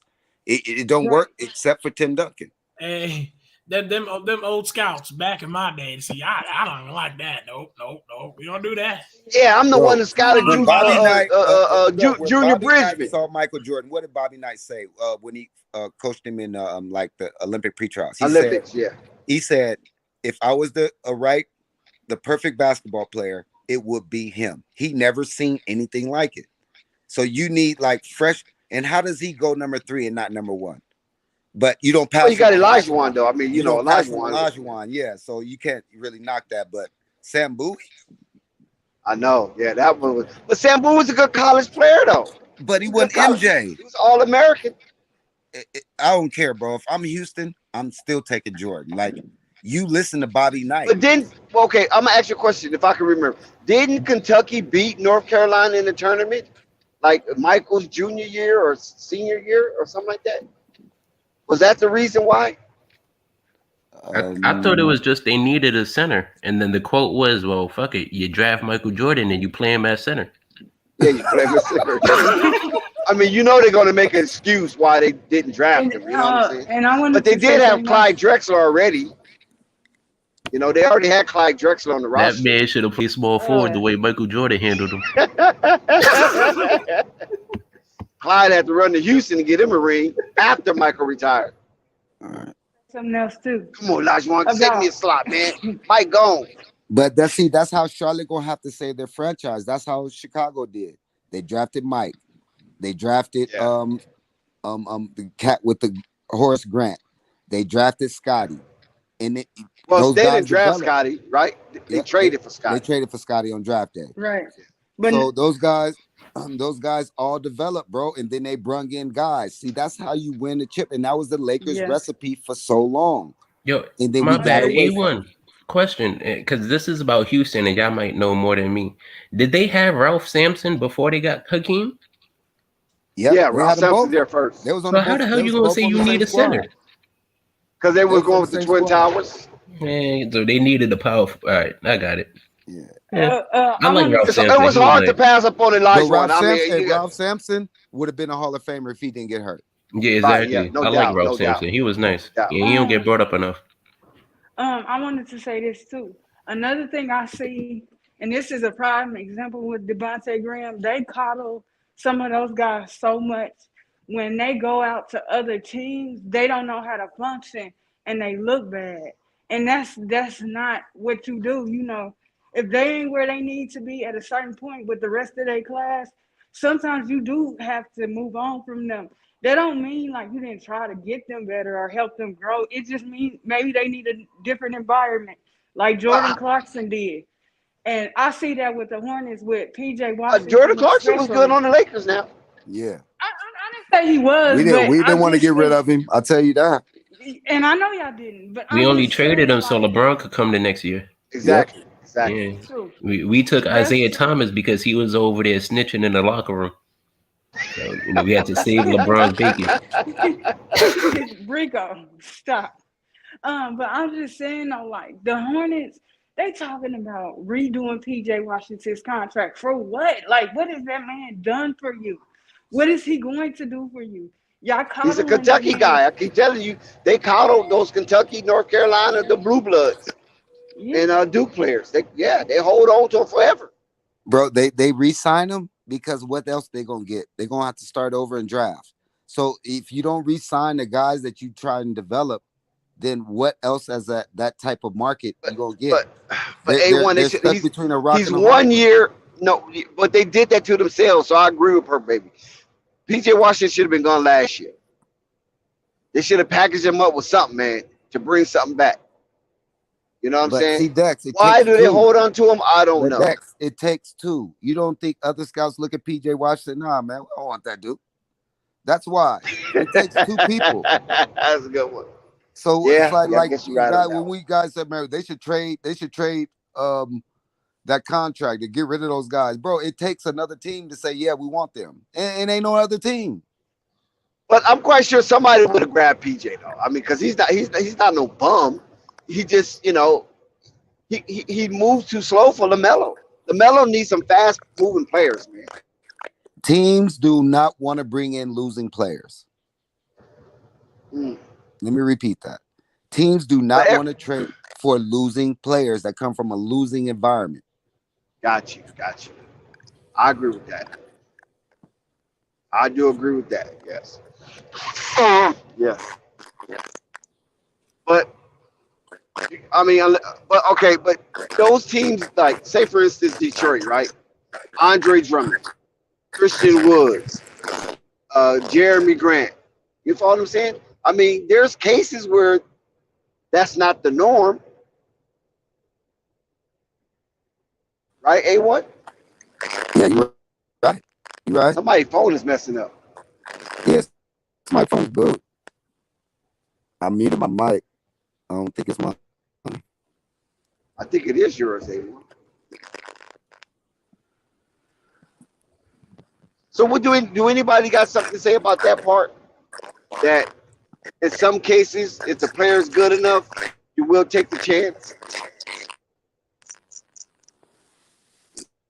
That player probably Dex on the losing team makes winning plays. So there are those needles in the haystack where they go. Somebody's grab a guy from a somebody's losing mic is situation, really choppy, man. but Somebody's he's mic making winning is really plays on a choppy. losing team. Oh, shout out to Hoop Jargon. Hoop Jargon is in the building. Hoop Jargon is in the building. What up? What up? Man, What's somebody, up, everybody? Mike is good. Damn, man. What up, Somebody Hoop? mic is crazy. What's the deal, Mark? What's going on? Coming back from work, I had some hobo get in my car, stole my glasses and my cologne, but I'm all right. How in the hell did they do that, man? You left your doors open? You that comfortable in Pasadena? Well, I'm in Studio City where I work. I think, a little bit I got to slap myself for. I think I left my car unlocked. So it smelled like cigarettes in here. And, yeah. Oh, my God. Wait a minute. They were smoking in your car. I don't think they were smoking in here, but you know how they just smoke all day, so they smell like Oh, so it's on their body. Yeah. So you need to get some Lysol and spray your car out. Yeah, I got, man. But, I'm still in good spirits, man. Yeah, well, Studio City, that's not a bad area, but they still have transits come through there every now and then. Oh, yeah, it was a murder 2 days ago right behind my store where I work at. So, like, literally. So, yeah, I mean, it is what it is, man. It's L.A. LA shit gonna happen. So Hoop Jar, you work in Studio City, and at one time you lived in, where was that you lived back before you moved to Pasadena? Pico Rivera, yeah. Man, that's a hell of a commute. Well, so I was working in Cerritos at the time. So Cerritos, wasn't bad. okay. That's like 15 minutes. That's nothing. Yeah, okay, Cerritos. But then I live in Monrovia, which is one city over from Pasadena. Right, So Monrovia, I know what that is. Yeah, I was still working Cerritos, so that was cool. That was only 30 minutes. But now Studio City is 30 minutes still. It's just going the opposite direction. So it's all good. Right. Yeah, man. I know how that traffic is, especially over there in that area, because always something going on. Studio City and, Universal Studios and all that stuff. Always got something going on. The Hollywood Bowl. And there's always traffic off that 101. Big facts, man. Stay the hell away from 101 to 405, man.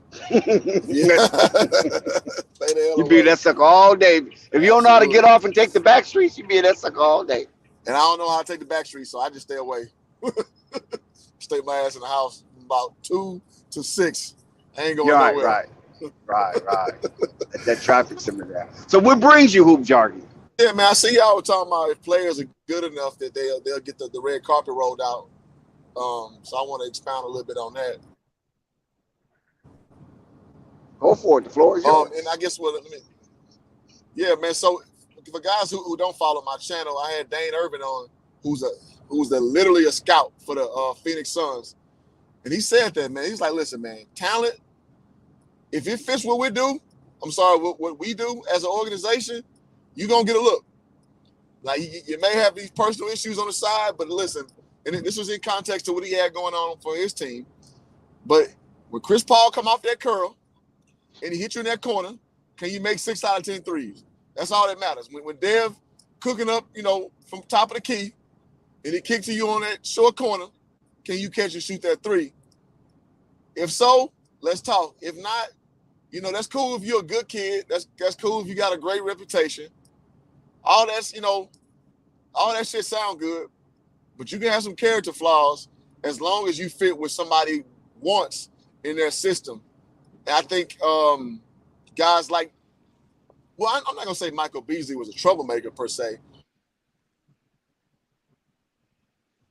When he first came in, Michael Beasley was, I don't want to say Zion Williamson level, but kind of that level as being like a tweener with a lot of athleticism, and basically you had the keys to the franchise his first stint in Miami. But as we see, Beasley kept getting chance after chance after chance because he had that talent. Another guy I can think of is your boy Vernon Maxwell, for example, man. He was a hothead. He had issues with his temperament, but he kept getting chance after chance after chance. So with PJ Washington, which you guys are kind of lamenting on right now, right? Is that correct? Yes, I was talking about him. Yeah, so, I mean, he doesn't really have a lot of shit on his name per se. Now, is he part of necessarily, I think Marv brought up losing, I guess. But at the same time, if they see your skill set is relatable or translatable, rather, to what they run, I think, you'll always have life until you prove that you just can't offer anything, especially for the salary that you may demand.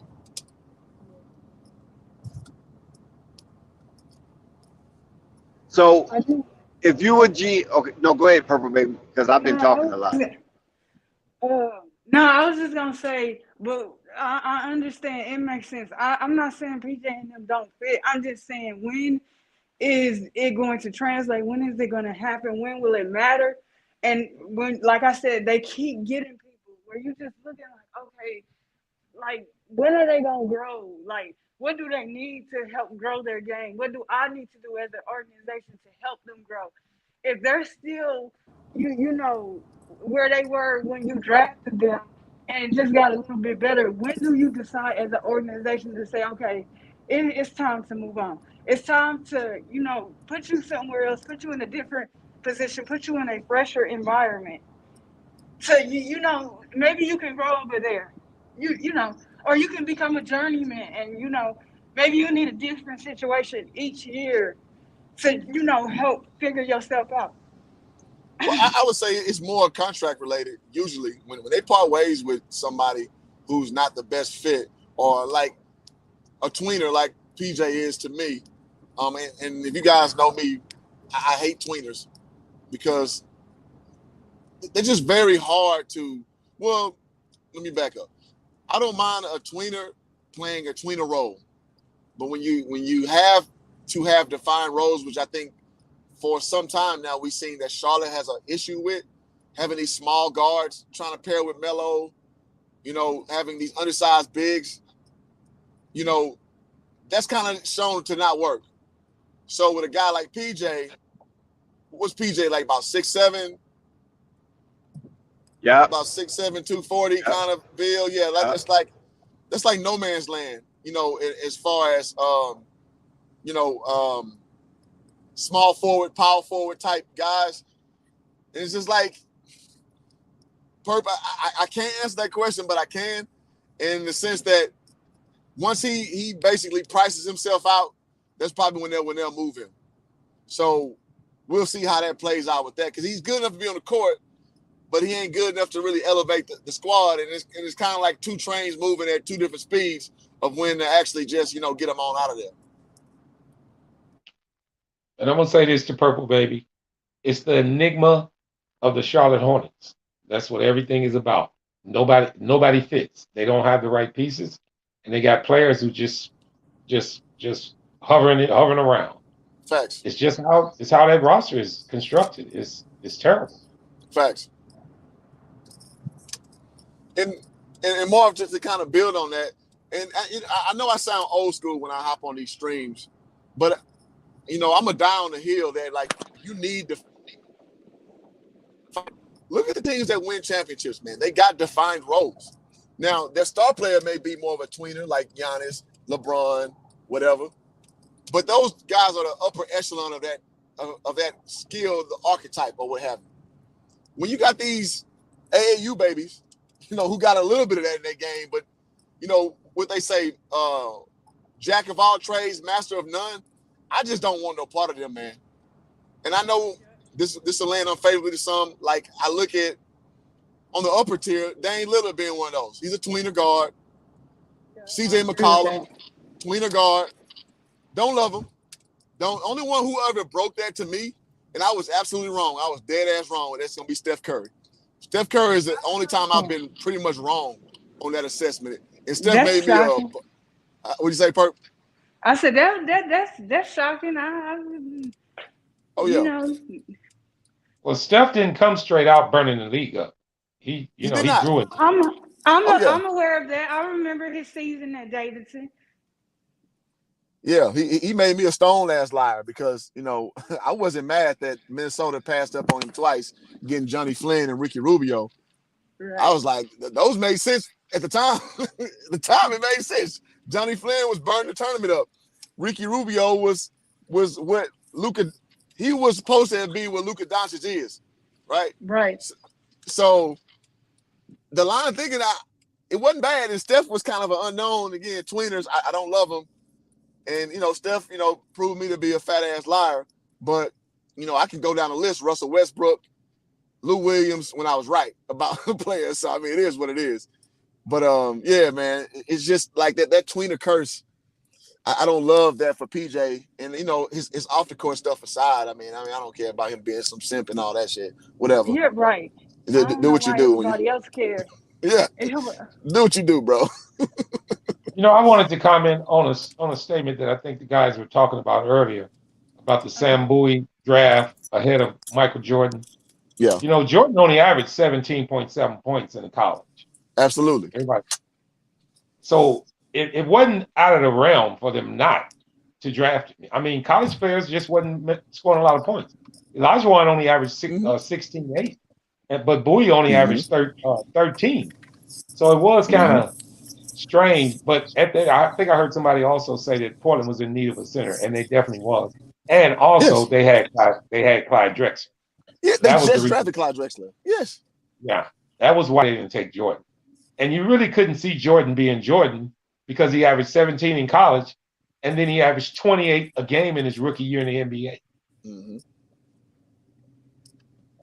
So he made a tremendous leap. And who's to say? And Mark, I'm gonna throw this out there. The Rockets could have had Clyde Drexler. They drafted Rodney McCray instead. Yeah. So McCray was a good college player. Oh yes, he was absolutely. So caveat: what if the Rockets would have got Drexler? Because when Drexler and Hakeem got together, it was them teaming back up from college, and that was like a big thing, especially for Houston fans. But would it have been a crazy caveat if the Blazers, went Rodney McCray or another position and went Jordan? You know what I'm saying? Instead of Clyde, it would have been funny to see how things would have changed. Yeah. I mean, look, I'm from Chicago. When we got Jordan, I didn't see no 28 points a game. Interesting.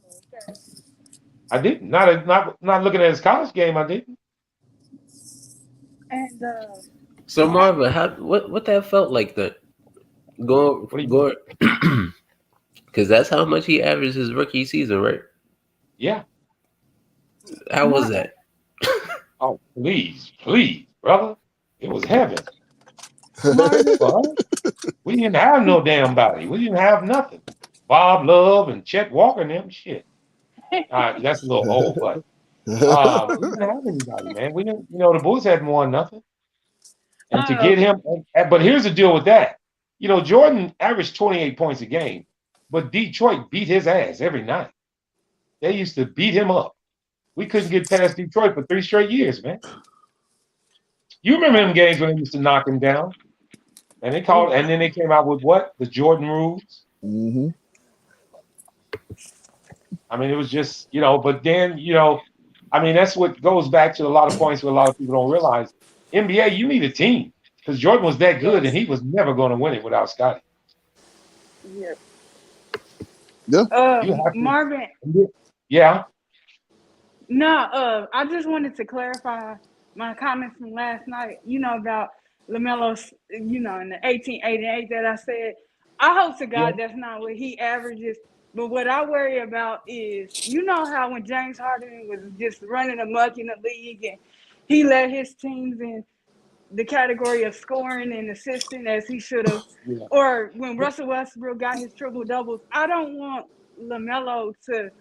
It's good to have that look and that aesthetic as far as doing that, but I don't want people to, like, a lot of people think he's ball dominant, and I don't feel that way, and I don't want people to look at him like that. Like, oh, Well, he's only good for doing this, this, and this, and it's not translating to wins. If he can what I'm do gonna say. that in the midst of winning, that's great. Okay, let me say this, Purple Baby. Look at the Charlotte Hornets roster. Look where they headed, and think what he's going to do. Their expectations are not in winning this year. So he's going to try to ball out. He's going to try to ball out to make sure he gets that all NBA team. He's going to do it intentionally. And there's nothing wrong with it. If the organization ain't trying to get me to help me win, I might as well get my little accolades up. So I believe he will raise that rate. I believe he'll take more shots. And it won't be because he's not trying to win. It would be predicated on him trying to make that all NBA team for the contract. But if you look at it realistically, it's the right thing to do. What are the Charlotte Hornets doing? The Hornets not doing nothing to help him, you know? And that's true, but see, that's where I disagree at. Because I'm telling you right now, they're going to say, yeah, he doing all this. But if they're not winning or they're not at least in the play-in, that's the issue. So, yeah, he got this 25, 8-8 we said last night. But, you know, they don't care if that man don't have a team. And you know what? That could be partially true, because I want to mention this. I don't know this just strictly, but I really felt this sentiment when Zach LaVine didn't make the All-NBA team, when he averaged 27 points a game for the Bulls a year before that. I don't know what that was about. I don't know if that was contract driven, but it really felt like to me it was. He should have made the All-NBA team. He averaged 27 points a game, and he didn't make it. Not this past season, but the season before that. The season right before. Season right before. That is a little rough. Yeah, I mean, you know, you talking about getting snubbed. Come on, man. Yep, and they knew this, but here's the deal on that. They knew that he had the contract coming up this year. The NBA knew that. The Bulls knew that. I'm not blaming it on the Bulls, but it sure looks shady to me. Yeah. We can take a Bradley Beal, for example, too. He's great, you know, at his job and what he does for Washington. But what does it lead to? Well, I mean, listen, if your team is no good, Purple Baby, then you might as well play for your actor. You might as well play for your money. You might as well. I mean, that's what I want to go back to LaMelo Ball.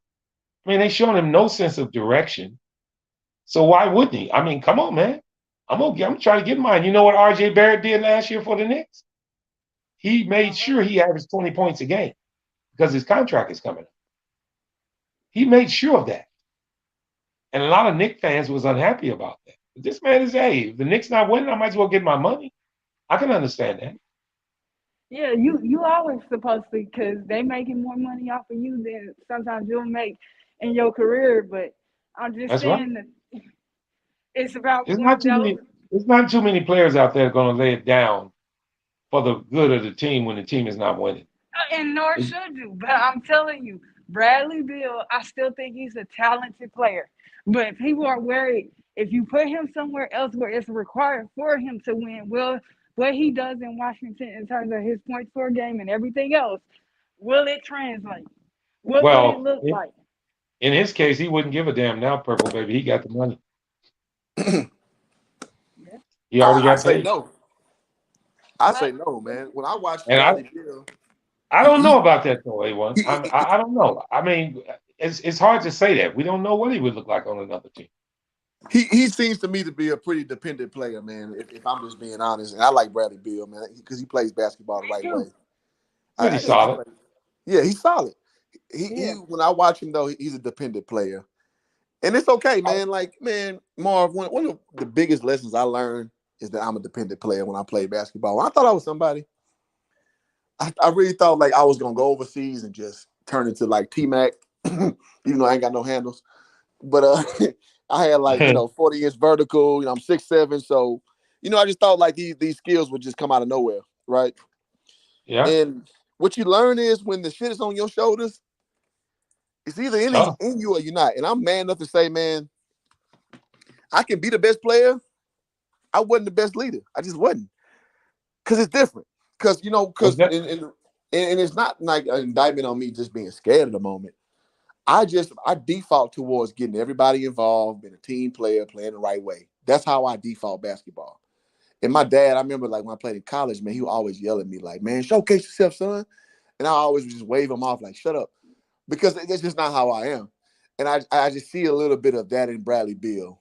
Even though, I mean, he's a great player. He can go for 50 on a given night. He just seems a little dependent to me, man. Yeah. I mean, but I really feel probably a little different about that because I see more of Bradley Beal on a winning team, sacrificing some of his stuff and actually trying to win. I mean, in the years that he have logged in the NBA, I'm pretty sure he yearns for a championship. And that can go along with a lot of other players. Yeah. But in Bradley Beal's case, I really feel like, if he went to another team, a contending team, he would probably, take a step back to make sure it's good for the team. I think I'm gonna tell you who he is, Marvin. He's basically a lesser version of Ray Allen. Yeah, just about. He's a little more stocky. Yeah, a little stocky, but as far as overall game, because when Ray was a number one, it's like, if you squint your eyes, you don't know if it was him or Michael Redd. If you squint your eyes, you don't know if it's him or Rashard Lewis. But when he went to the Celtics and was the bona fide third, he fit like a glove. When he went to the Heat, was the fourth option, fit like a glove. And I think Bradley Beal may be more of that ilk than primary. It's one player that's getting a lot of bad rap right now out there who I think fits that mold of going to any team and really fitting in, and that's Kevin Durant. Kevin Durant will fit on anybody's team, guys. That's facts. I really believe that. He will. I mean, because he's not in the way. And I say that to say he's gonna command his space and he's gonna knock down shots. He's a hell of a shooter. And if you're looking for defense out of him, I guess you can say he play a little defense. But KD is one of those players who he's kind of like one of those, Swiss Army knives with a hell of a shot. So I like KD. I mean, I think he's getting a lot of, because KD don't talk that much, but everybody hear the rumors and everything, and then people rag on him.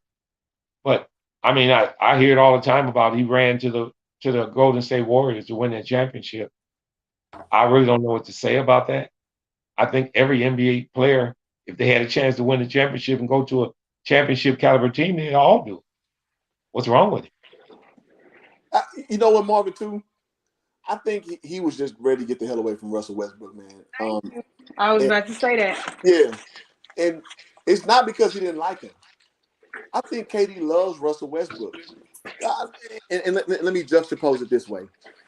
I'll let you cook. My best friend, I hate playing basketball with him. Because the way he sees basketball, I hate it. But that's my best friend, so of course I'm going to play with him because that's my guy. But I hate the way he sees basketball. Well, is he ball dominant? Is he ball dominant? He's too left-handed. He's ball dominant. He don't see things ahead of time. He doesn't make smart plays, but he can shoot the piss out the basketball. So if you look at a stat sheet, it's like he killed in the game, right? He's quick. He can play defense pretty well, kind of, sort of. But like as far as like cerebrally thinking basketball, I hate how he looks at basketball. But that's my dude. So when I look at KD and Russell Westbrook, I can kind of see a mirrored image in some capacity. Like, man, Russ my guy, man. Russ will go to the end of the earth for me. But at the end of the day, this dude is so tone deaf as a point guard. He don't know when to stop. He don't know when to go.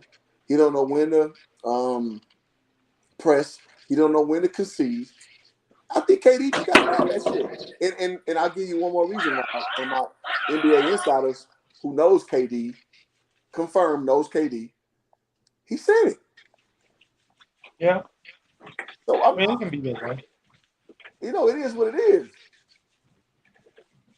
I mean, you know, when you say things like that, when I think of Jordan when he first got to the Bulls, right here. Jordan in his early days. It's who Jordan. You know, and I know everybody know this already, but Jordan was not a good teammate. You heard me, Marvin? Yeah, I can hear you. It's who Jordan.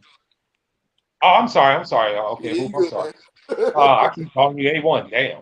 I'm sorry. Jordan was not a good teammate. He wasn't.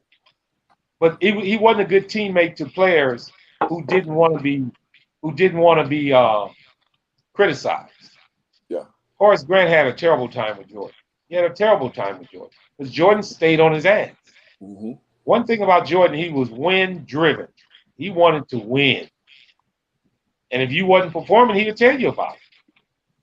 Now, he did go overboard sometime, periodically. He would, do kind of tough things and be public about it. Mm-hmm. But it molded that Bulls team into winning. It really did. Mm-hmm. It taught those guys what it took to win, and in the long run, it paid off. So you can have that guy who's not a good teammate, but he has that drive to win, and I think it really will help. But then you can have that other guy, like you say, your buddies, who's a little ball dominant, he's not really listening, and, it kind of turn you to the other side. So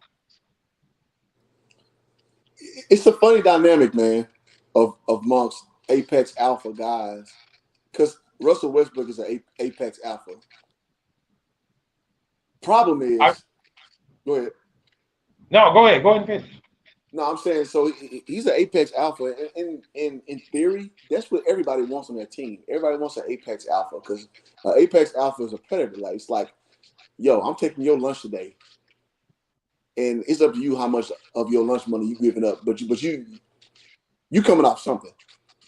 That's what that mentality of guy is, and Russell Westbrook to me is that. Problem is, Russell Westbrook thinks he's gonna get 1,000 out of a 10-year-old.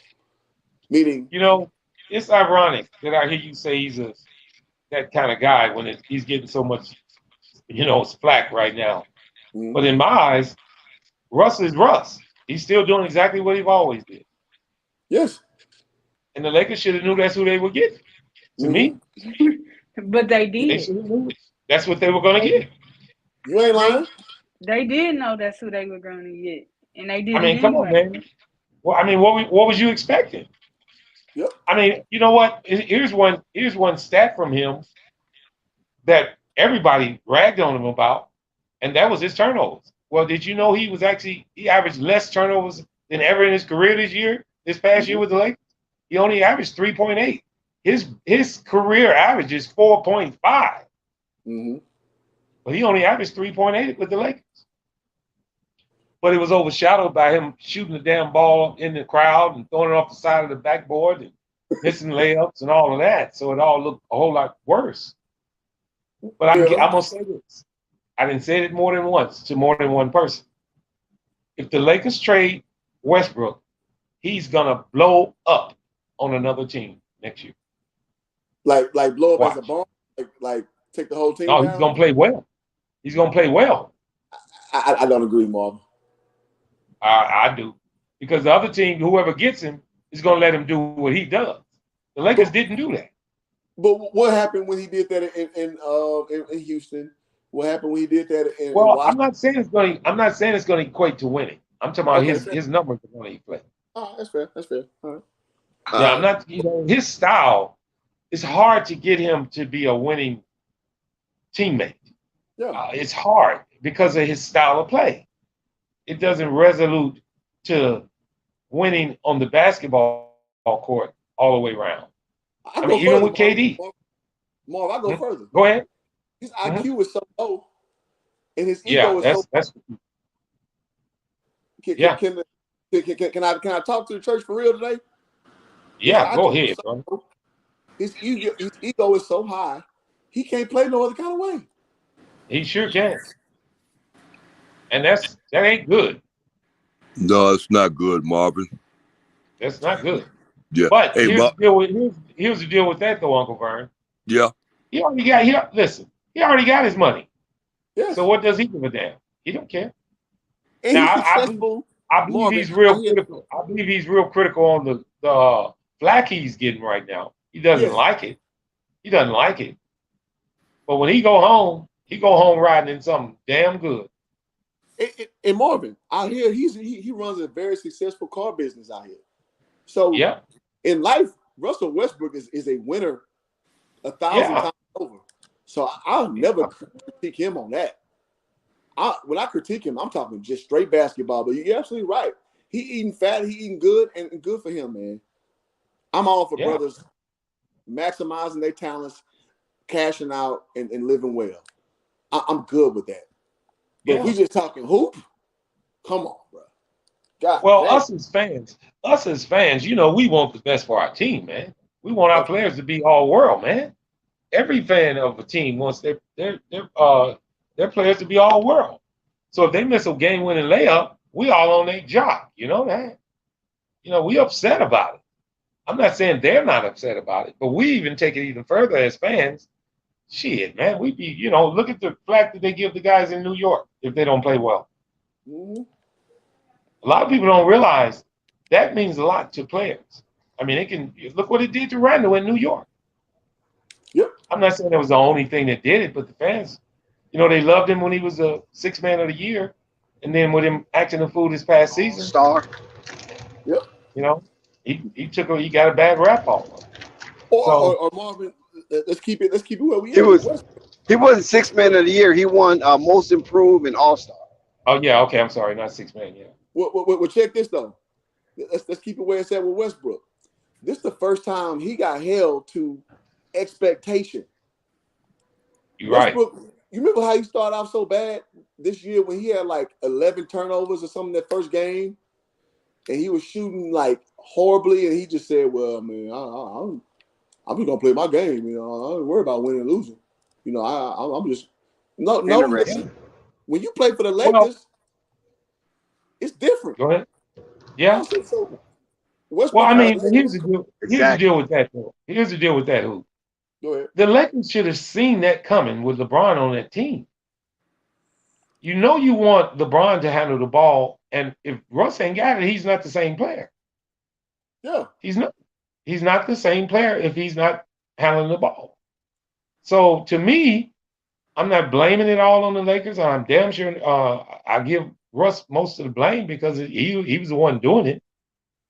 But to me, the Lakers got what they asked for. Yeah. Marvin, I'm good with how sucky we are right now. We made our bed. We're going to lay in this motherfucker to the wheel roll off. That's right. I ain't jumping off bandwagons. We got to deal with it. But we gonna That's right.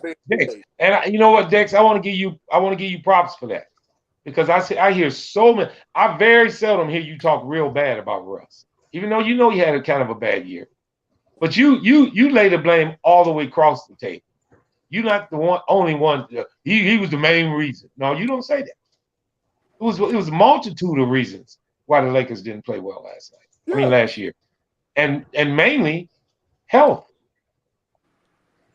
was the most defense. I mean, but that comes on the other side of health too. If you ain't got the right players on the floor, on defense, Mark. But if you don't have the right players on the floor, you can't expect your defense to be as good. Yeah, the personnel was terrible. Yes. The coach was ineffective. He lost the locker room. So once he lost the locker room, and you got the veteran players going stretch Armstrong in different directions, there you have it. And then you have AD injured, and a single coach, and also it happened to the Los Angeles Lakers didn't help it. The legacy, it's not the norm for a Laker fan to look at that kind of basketball. Hey, you know what? I figured this out about Russell Westbrook. I realized a long time ago his game wasn't really conducive to winning. And I realized that, it adds on to my mindset. And I try to think sometimes, is it Melo going to be the same way? Is this game not going to be conducive to winning? I don't think so. I think his game going to be conducive to winning because he could do everything else besides just score the ball. Yeah. Russell Westbrook was real good, but he wasn't the smartest player on the court. Absolutely. No.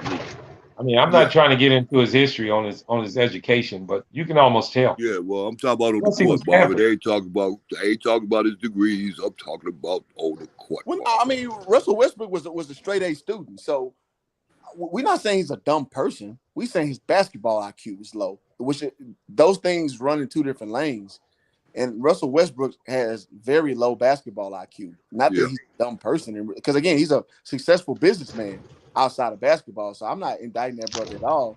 But LaMelo Ball, he is a basketball aunt. He sees he's the basketball connoisseur. Exactly. And by the way, you can see him bringing a team to another level. Absolutely. And by the way, he's 4 inches taller than Russell Westbrook too. Thank you. So thanks, AJ. Something that Westbrook can't do. Thank you, HJ. I'm telling you, boy, you're a smart. I always said you was smart. Hey, Barbara, you can learn something from HJ. I'm telling you. Hoop Jog, I'm telling you, boy, that's Marvin. Marvin's real smart, man, but he's still young yet. Hoop Jog, he got to go a little ways before he start getting up there with the big boys. But if we gonna make sure Marvin get up there with the big boys, he get real good understanding of what's going on with these people out here in this NBA atmosphere. It's rough out there in the NBA. Boy, I'm telling you, they get a lot of money for doing nothing. Yeah, you know, Uncle Vern, I always attest one of those statements to this. They always dislike the greatest people: Jesus Christ, Martin Luther King, Marvin Tatum. They dislike all the great people. Right, I hear you. With his pimp talk. Hey, I tend to agree too, Marvin. Yes. You remember how much flack they got? Marvin Tatum gets the same flack. Yeah, I hear you. I tend to agree. Because of you, Marvin, or because you Tatum? What's one? Well, I've been asked a lot of things about that Tatum name. I don't write that name like that because I know it's prestigious, but I don't do it. I'm the last Tatum guy. Don't worry about it. Well, Marv, Adolf Hitler get a lot of flack too, so you got to kind of. Yeah, well, I didn't want to add him though. His was on the other side. You know what I mean?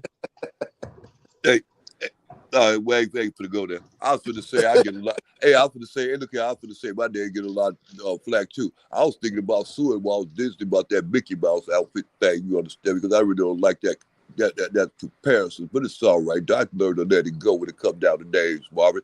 Now, wait a minute now. Wait a minute. Where's your legs to stand on suing them for that? Defamation of character. Ain't no goddamn mouse, and my family ain't been there after a mouse either. What the hell y'all talking about, man? I'm lost. I'm go. Hey, flight, I ain't gonna start that. We're gonna start some flights away. I'm lost, man. What's going on? I'm talking about that. That's a good one. I'm talking about names and defamation of those names. That's what we. Well, I tell you this. If you win that lawsuit, you getting paid, brother. Because that's one rich damn organization there, partner. Yeah, boy. Yeah, I'm telling you, Walt Disney. Shout out to Walt Disney, if you're listening. You said shout out to Walt Disney? Yeah, that's what came up with the Mickey Mouse thing. Man, Walt Disney been dead for like 20 years. Yeah, but his family's still out there. Somebody got a whole lot of money working over there, though. He's still out there. Hey, well, I'll tell you. Hey, we speaking of. Hey, Jay, look here, my cousin on my first cousin. He's a genealogist. You know what I'm saying? He went back and did that roots like Alex Haley did with roots. He went back and did our thing like that too. I saw that on your story. Yeah, our family thing go back to the 1800s, right up from the 1800s with my great grandmama. And her name, guess what her name was? Money. That was her first name. Nice. Wow. Yeah. Yep, Money Mickey. We got the whole thing. We got the whole like almost 200, 300 pages of just genealogy coming up from the Civil War and everything. Yeah. What like where are they from originally? Mississippi. Okay. I mean, not matter of fact, I want to tell you something. At West Africa, but then they came down through Virginia. You understand me? Then that's when they got them up off the boat. Then they started selling them and stuff like that. Then they went from Virginia to Mississippi and settled up in there. There was a bunch of them. Yeah. Wow. Yeah, What's up, man? yeah, a bunch of them. Hey, Dex, I wanted to ask you a question. Are you there? Yep. What do you think Grant Hill's net worth is? Grant Hill. Grant Hill. Yeah. Now his net worth probably about what? 35 million. Okay. What do you think Vinnie Johnson's net worth is? And that's to the Vinnie chat. Johnson, the microwave. Yeah, the microwave. And that's to the everybody on the panel. Well, I will have no idea. Well, I'm gonna give you some astonishing numbers. Grant Hill's net worth is $250 million. Yeah, I thought it would be about something like that too. You know what Vinnie Johnson's is? You know what Vinnie Johnson's is? Wait, we'll go stay with Grant Hill because of his dad or him by himself. No, he's got a couple of contracts. I mean, a couple of deals he's running through, you know. Okay. Yeah. Do you know what Vinnie Johnson's is? What? 400 million. Lord have mercy. Where that money coming from? He in the medicinal shit. Listen, man, it's not giving me all of the information on exactly where it comes from. Yeah. But he owns some kind of piston group that's making a lot of money. That's dope. Yeah. That's awesome. The one you on your 400 million. He's got 400 for Vinny, and wow. That's crazy. Some people really put their money to good use. Junior Bridgman. Junior Bridgman, Los Angeles Lakers. He got traded for Kareem Abdul-Jabbar. Okay. 600 million. Yeah. Junior Bridgman? Oh, yeah. He owns a lot of Wendy's. What's the name? Wendy's restaurants. He owns a lot of them out here too. He got a lot of them out here too. Out here in Milwaukee, he got a lot of accounts out there. He's got a lot of investments in Starbucks. Okay. Oh, Starbucks. Okay, I knew it's one of them type of chains. Same way Magic Johnson did with those movie theaters. Yeah, Magic Johnson also. Magic Johnson has some Starbucks too, though. Yeah. Uncle Vern, 42 million. Uncle Vern. Yeah. He on the list? Yeah.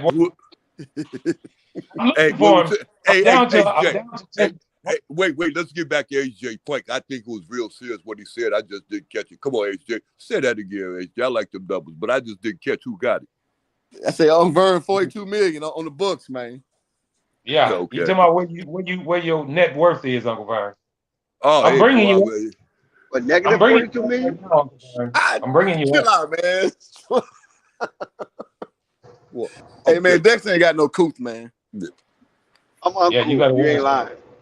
Yeah, but hey, look, I learned something today. I didn't even know this. I can know if I had $3 million, I can take it off into my insurance policy and then take that alone out on that insurance policy and go into business and take that money there and invest it into there and then get it back to my insurance policy without even touching any of it. I just learned that out. Say I had $3 million. Yep, I'm eligible to draw money off my insurance policy. Yeah, so I didn't know that. I didn't know that, Dex. I have equity, yeah. Right, and you could. I haven't done it though. You could do it. You could do it. It's a go-to. Yeah, I know. I could do it, and but I could jack off the money too, and No. Dex, stop talking like that. You go make somebody. Don't do that, Dex. Ain't nobody doing. You ain't got me fooled. I know you, boy. You went past stupid a long time ago. You working on brilliant. I'm telling you, go be. Yeah, but I ain't gonna borrow off my policy. I'm just gonna. When my head cracks, is let my daughter have it all. Shit. Okay. That's smart too. But I'm just saying, you know, sometimes we gotta have a plan B. Sometimes. But they be sending me, statements and stuff, right? Yeah. And suggestions on taking it out and invested in this and all this whole type of stuff. I used to read it, but now I don't even read that. I don't even read their emails. Okay. Yeah, I like that in you. I just thought I threw that out there. But I'm just tell you, y'all some bright young men. Y'all learn something. I'm telling y'all. That's why I'm saying, but everybody, get your insurance policy while you're young. Your life insurance while you're young. Yeah. You know what I'm saying? And you can turn it into something. Just pay your policy. Just pay it every month. Yeah. By the time you get my age, shit, you might have a little something up in there to do a little something with. Dex, that's if they make it to your age. How about that? But that's what I'm saying. That's the whole point. You know what I mean? Right. Got some people outlive their insurance policy. You're right. I got a question for the panel. Who owns the highest scoring total for a player on Christmas Day? I'll say Jordan. I'm gonna say Mike. He's a Mike, a Jordan. He's a Jordan. Who's Jordan? Who you say who? Is he still there? Rare name, guys. A guy who I think do not get enough credit. Bernard King, 60 points. You talking about for a game? You missed. No, I knew that. I knew that answer. I said for. Remember, I already said that about Bernard King. Remember, I told you I said I watched the game where he hit that. Oh, okay. I must wasn't. But I thought you were talking about in totality, like. Yeah. No. Just one single game. One single game. Oh, okay. Yeah, Bernard King got the record for that. Yeah. Is he not talked about enough? He didn't win Bernard shit. King was badass. Bernard King was badass. Yeah, but he didn't win nothing. Right. Okay, but he still was one of the top 75 players. Yeah, he's a hell of a scorer. Yeah. And bad knees. He's not on that list. Hey. Okay. He didn't win nothing. That's why people don't talk about it. You gotta win, man. Keep your name right. Good. Exactly, Dex. You're right about that. That's Okay, when it wait a comes down minute. to the Let me correct. say this. And then he stayed hurt. He stayed hurt too, but he played well. Let me say this in rebuttal to that. Let me say this in rebuttal to that. When they say the top 75 players, they didn't say the top 75 players who won the championship. No, they said the top 75 players. Right. I know, but you said they don't talk about him much. That's why I'm saying they talk about Walt Frazier. Right. Yeah, but I mean, he was as good as Walt Frazier. Well, Walt Frazier won. He won though. Walt Frazier won. Irma Rose. See, them dudes get talked about in circles. I mean, I just really think he gets mad disrespect. Bernard King was the bomb. Oh, he was a scoring machine without a doubt. I don't know how he did it though. Because he wasn't that big. No, he just had booty. 6'5", Whoa, 6'6". Man, Dex, let me 6'5", check. 6'6". No, 6'6", 6'7". Almost 6'7". He got a reach span like he like 6'7". Yeah, 6'6" yeah. He was so 6'6" because his brother Albert was about the same size, 6'6", 6'7". They was all in that same range. But let me tell you about Bernard King, though, Dex, so that you understand. This is how he did it. Man, he grew up out there in New York, man. That's all they did was play ball. He had moves out there. They couldn't stop his moves, man. That's what it was. He had moves for days, and he had the body to go with it. Yeah, that's what I'm going to say. He had will and determination. He had Michael Jordan's will and determination. I don't even remember Bernard King dunking the ball, Uncle Vern. You said he was what smooth. now? He didn't have to. Yeah, he was using whiteboard. Yeah, well, of course he dunked the ball. That wasn't nothing. I know he can. But I'm saying that wasn't his thing. Right. Then you got to remember this too, Dex. Remember his knees always stayed bad, all like that. You know what I'm saying? He always kept that bandage on there. His knees wasn't them knee pads. I call them knee pads. Yeah, especially in the pros. In college, he was killing. But in the pros, you understand, he came down too. But you see how he was getting his. He was getting like Kobe be getting for real. Yeah. And since I got some veterans on the panel with me, guys, how good was Nate Archibald? He's nice, man. Yeah, he's nice, real nice. Offensive end. Real nice. And then it was just like, I can get Marvin. It was just like what Dex was saying at first. Like if you ain't no winner, it'd be hard for them to kind of remember your name like that. I say if Isaiah Thomas didn't win those championships with Detroit, he'd have been just nothing. He probably wouldn't even have been the top what's the name? The top thing with them top players. And I bring up Nate Archibald for this reason, guys. Yeah, he's the only player in NBA history to lead the league in scoring and assists in the same year. Yeah. That's a hell of a feat. Yeah. What's the name did it too? The other one that was out there, Houston. No, he's the only person. He's the only player in history to do that. What in the same season? I'm sorry, but I'm trying to figure something out. What's that? The short guy that played out there with Houston, in Houston. What is his name? And he's real successful right now. He used to coach for Who Houston. you talking for the about? Rockets. I just read up on him. You talking about yeah, wait a minute. Hold on. He used to jitterbug down the court. Quinn Buckner? Who? What year? Like what era? What era? Right before King. He was real fast, Dex. He had that afro. And he was a coach in the Houston Rockets. Murphy. Yeah, Calvin Murphy. That Tiny Nate Archibald, Calvin Murphy. But Calvin Murphy was killing him. I'm gonna tell you something wrong, Marvin. Thank you, Dex. Thank you, Marvin. Calvin Murphy was killing him. He was giving the NBA the Tiny Nate Archibald numbers. And then that's what cut Tiny Nate Archibald name down, because it was another over out there doing the same thing he was doing. For real. Was he better than what's his name? Rashid Ahid Muhammad? No, what was his name? No. Well, the one that he better. What was his name, guys? What was his name? Wasn't it Rashid? Chris Jackson. Chris Jackson. Mahmoud Muhammad. Yeah, Mahmoud. Yeah. That was a cold-blooded brother. Yeah, he better than I think his game was better than all three of them. Than all two of them. Tiny Nate and Calvin Murphy. I think his game was better. It was more together. And then that go right back to that New York thing. I said that's their mindset. Their mindset is like that. They play a Tiny had mindset a hell of a dribble, didn't he? Tiny had a hell of a dribble, didn't he? Yeah, he did. And it tricked the players all. It was just one move, and it tricked the players all the time. Yeah. Question: was Tiny better than Gus Williams? Man. He better than Gus Williams. Yeah.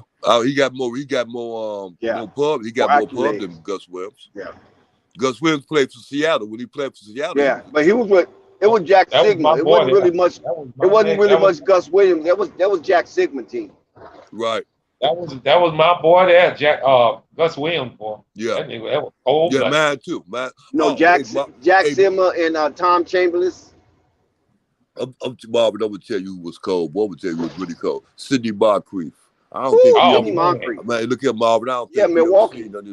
Hey, he from Sidney Moncrief from LA. I already know that. He played in Milwaukee. I thought he was from North Carolina. No, he's from LA. Yeah. Yeah, I thought he got a big ass family out there. He played in Arkansas. He played at the University of Arkansas. Yeah, he got a big family out there. The Moncriefs, they have a big family. Right. How good was World B. Free, guys? Man, he cold. Couldn't play no defense, but boy, he shoot the heck out of basketball. That's New York. That's what I mean, Dex. I'm telling you, everybody in New York is good, but they play good offensive basketball. Come down to defense, ain't none. Right. World B. Free. That was a hell of a name. Yeah. Yep. You know, that's where what's that player from the Lakers? That's where he got that name from. Kind of. What was his name? Who played with the Lakers, Dex? Crazy. You know, he went in the stands fighting and shit. World Peace. Man of World Peace. Yeah, Man of World Peace. Yeah. Did he win a championship? Yeah, with the Lakers. He won when Kobe won. He won that. As a matter of fact, I tell you, man, won that championship with Kobe. I don't think that was Kobe's last championship, if I'm not mistaken. Yeah, he won that. He put it on. So back to Melo. Will they bring in free agents to that team, guys? I don't think they will. Say it again. You said what now? I said back to Melo. Will they get a free agent on that team? I don't think they will. I think they're going to hold back. I think they're going to run it just like they got it. I think just like Purple Baby said yesterday about that situation. I think Michael Jordan gonna stay pat on everything. I don't think he gonna bring in no big names, no do no nothing. That's all he do is stay pat. Nothing. And I think, but if Miles Bridges doesn't play, they gotta do something, guys. Listen, they ain't got to do nothing. They're gonna sit up there and even if Miles Bridges, let's forget about Miles Bridges. What is that other guy with all that money gonna do? Well, here's the deal. Montrezl Harrell is in a legal situation too. They gotta do something. Okay, Marvin. My point is this, man. their biggest concern is their biggest concern. Who's their biggest player? Say it again. You still ain't said his name yet. Just say, why are you so scared to say Gordon Hayward? I tell you, Marvin, stop being scared to say those silly people's names. And don't be scared to say what's Booster's name neither. When you speak about certain what they got to do and all like that. Remember that, Marvin. Don't try to protect them bums. I'm sorry, Marvin. Back to you.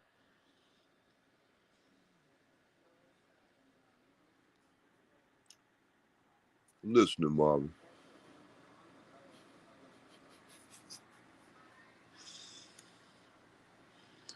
All right. You still there, Dex? Yep. I was waiting on Marvin to say something. What happened to Marvin? I'm waiting. I think I cut him off, but he was still trying to sit up Purple there. Baby still here? Purple Baby still here? Purple Baby, you still here? Oh, yeah, but go ahead, Brian. Yeah, no, that's all I said, Dex, man. He said Marvin don't want to mention Gordon Hayward and no, he don't Vucevic, want to mention Gordon. He want to sit up there and what about another man that got a case going out there at some Supreme Court somewhere over there, and then another guy sitting up there don't know what he gonna do. He got another case going somewhere. The biggest case is that bum sitting over there that collected all that goddamn money. Let's deal with that bum first, and then we could deal with the rest of the bums. He sure got Mike Good, didn't he? Yeah, I'll tell you, boy. Good. Well, Michael, Dex, you told me this. I'm glad, Dex, you told. My memory is real. My short memory is bad, but my long-term memory is real good, Dex. I mean, we sit up there, we talked about Michael Jordan and his chances of doing this and doing that, and how far I was concerned he was to doing it, and the general manager said he gonna do all this and do that, and then he turned around and didn't do jack. They got what's his name, the tall one. They got one center, got rid of him, then they got that was terrible. Yeah, they offseason was terrible. Good move, general manager. Yeah, good move. I like that move. See how that worked out, right, Dex? They didn't even go no further than they did when they was left the last time. Sorry, exactly. It's just they walking in quicksand. Right. It's just like I said, like a Purple Baby said, they ain't trying to do nothing out there, and they ain't trying to do nothing with Melo. She don't see that though. I don't think they are. She don't see a good future for him out there, and I don't see a good future for him out there neither, because I think they really slowing his game down. I think they could have let him go 2 years ago, and he ain't been there number 2 years. They could have let him go there. They trying to pull his reins in. But hold on, Vern. That's their only cash cow. They're not finna turn him loose. No, they can't. See,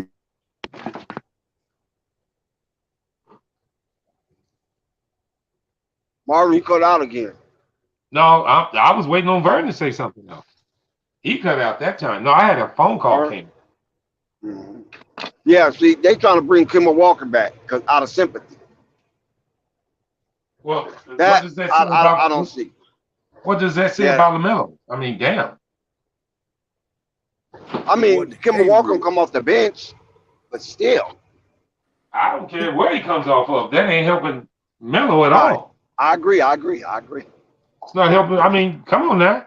I mean, at least I'm with you on this one, Dex. At least they could sign Montrezl Harrell.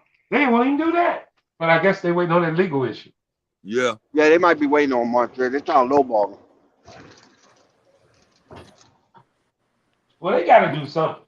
But do that with that acquisition of Montrezl Harrell, change the meter, because they just had him last year, didn't change it, didn't move the meter. So I think with that, they would have just keep it right there, though, huh, Marvin? Yeah, I mean, well, to me, they took Montrezl Harrell away from a contending team last year. The Bulls could have definitely used him. I agree. That's who I wanted the Bulls to get. Yeah. And I'm tending to hoping that what's his name, the one who used to play with Detroit, is gonna be real good with the Bulls too, because he stayed busy and he get the rebounds, and that's what they really need. They need possessions. You know, and you know what's and what's so ironic is that they ended up taking Mark Williams, who the Bulls wanted this year. Yeah, I ain't never heard of him in the draft, and they took him right before us. I wonder if Mike's doing that shit intentionally. Well, he cut off his nose and spite his face. There you go, Dex. Well, I told you, Dex. Boy, you don't take you long to catch on doing Dex. I tell you, Dex, I'm telling you, you had told me before, man, look here, man. If Michael Jordan can get rich just playing the 50-50 in the NBA, he get filthy That's rich right. up in there just playing the 50-50. That's right. He ain't got to try to go get nothing. He can just sit there and just wait for it to just fall in his lap, Marvin. Yeah. You know, I've been wanting to ask you two this question. What the hell is Kevin Durant going to do? Is he going to be a Brooklyn Net or what, guys? Brooklyn next, because that's how he gonna let his ass go. He ain't get up out of that contract. That 4 years, you crazy as hell. But that boy ain't going nowhere. And he tell him he want to play basketball. I know I ain't gonna retire. He said he ain't gonna retire. Well, that's cool, then. Shit, you ain't going nowhere, then, young man. I don't give. You got to make. You have to make out. You have to make out. You have to continue to make out. With what's his name? We just got Kyrie. We just got him back, and you go out to help us with this bench situation. You stay. You ain't going nowhere, or you're gonna be sitting there. You can play hurt all you want to. Well, Dex, you know I've been real quiet about this. I hadn't brought up Kyrie Irving in a long time. I hadn't brought up Kyrie Irving in a long time. KD gonna have to be a psychiatrist, man. That shit might have sailed. You don't think you're gonna get him? Not this year. What's that? Talking about Kyrie Irving matching him up with LeBron. No, they ain't gonna. Lakers ain't gonna be able to make that happen. And New York ain't gonna be. They ain't stupid enough to let that go, man. They hold on to KD all that time. I'm telling you, man. So is New York gonna get Donovan? Is New York gonna land Donovan? It could happen. The Knicks, According to Flight says it's closer to happening. Yeah, I can see that happening. I can see that happening, Marvin. I don't know, man. Because in my eyes, I don't think they should get it. Why? Because I think it's gonna take too much away from the team. They'll do better. They ain't got nothing. They'll do better playing their hand what they got, playing well in the first half, and getting somebody at the trade deadline. Because if you play it that way, you go to the trade deadline with all your assets, all your players, and another player who they pick up is going to see how well they playing. They're going to get a cheaper deal, and they're going to still be intact. If they get Donovan, he's going to tear the team completely apart. Why you say that? I think they're going to take too many players. Danny Ainge won't too much. I mean, here's the deal with that. I always felt like this. If we're going to get you know why Golden State won when Durant went? Because they didn't have to give up nobody. He walked on that team and added to the firepower. Well, in one team that kind of did that, but nobody really feels that Rudy Gobert is a needle mover. Minnesota gave up quite a bit too of their future, but they didn't really give up. They gave up a couple of players, but they have a better chance. But the Knicks, man, listen, they're gonna try to rape the Knicks, man, to get them, man. The Knicks don't know no better, huh? hey, Dex. I agree with Bob because I have to look at it like this. Look what Utah got for Rudy Gobert. I'm telling you, and he ain't the greatest player in the NBA either. I'm telling you, Utah made out like fat rat. So if you think that Bob would have to agree with you. Because if you think they ain't gonna stick it to New York if they want them that bad, you crazy. Boy, I'm telling you, they good out there, Utah, boy. Yeah, New York don't know no better. They don't know how to negotiate nothing. Yeah, I know. They just try to. It's like they see your girl and they want to have your girl and you want to make a deal. That's what you say, Dex? I'm sorry, I didn't hear you. I said New York don't know no better. They don't know how to negotiate anything. Yes, they do. Yes, they do. No, they I don't. disagree. Yes, they that's do. why they've been best. That's why they've been best. That's why they're in the position they're in right now. It's being a star franchise. That's why they're in position now because they got a bunch of bums in the front office. I'm sorry. But Marvin, show us how you disagree. I don't feel to tell you. The Knicks are just having some bad luck right now, guys. Oh my God. In players, just listen. In players, so they slept rock now. They slept rock. Now let me finish. Out of sight, out of mind. Just year before last, the Knicks was in the playoffs. Everybody forgot that. Year before got last, doing negotiation. Well, I'm getting to that. I think the best thing they're doing right now is to not knee-jerk reaction and go grab Donovan Mitchell and get it. They did a knee-jerk reaction for Jalen Brunson. What are you talking about? No, they didn't. They just paid him. They didn't give him a whole bunch of people up. Do you know how much money they paid him? That's not knee jerk, and I don't know what is. That's what he's going to command on the market. Ain't nobody giving that man that. Hey, Dex, but I would call that a knee-jerk reaction what the Knicks did with him. I think that's a real good move they got with him. But Brunson is what they really need. Donovan could come in to be that other piece, man. They could really be getting it in. I'm just telling you, it'll be a whole different thing. They hired his daddy. They hired his goddad. It was only inevitable that they get Jalen Brunson. They got his whole family over there already. I agree. I think you guys are underestimating Brunson. He's good. I'm not saying he's not good. Wait, it ain't that. I think you underestimate Donovan Mitchell with Brunson. No. Now that dynamic, it was 6'1" and a 6'2" guard. That's just not going to be good. Hey, wait. Well, let's put it like this. Let's put it like this. This is my point right here, Marvin. Brunson is real good because he played with maybe one of the greatest players to ever play in the NBA. Maybe, allegedly.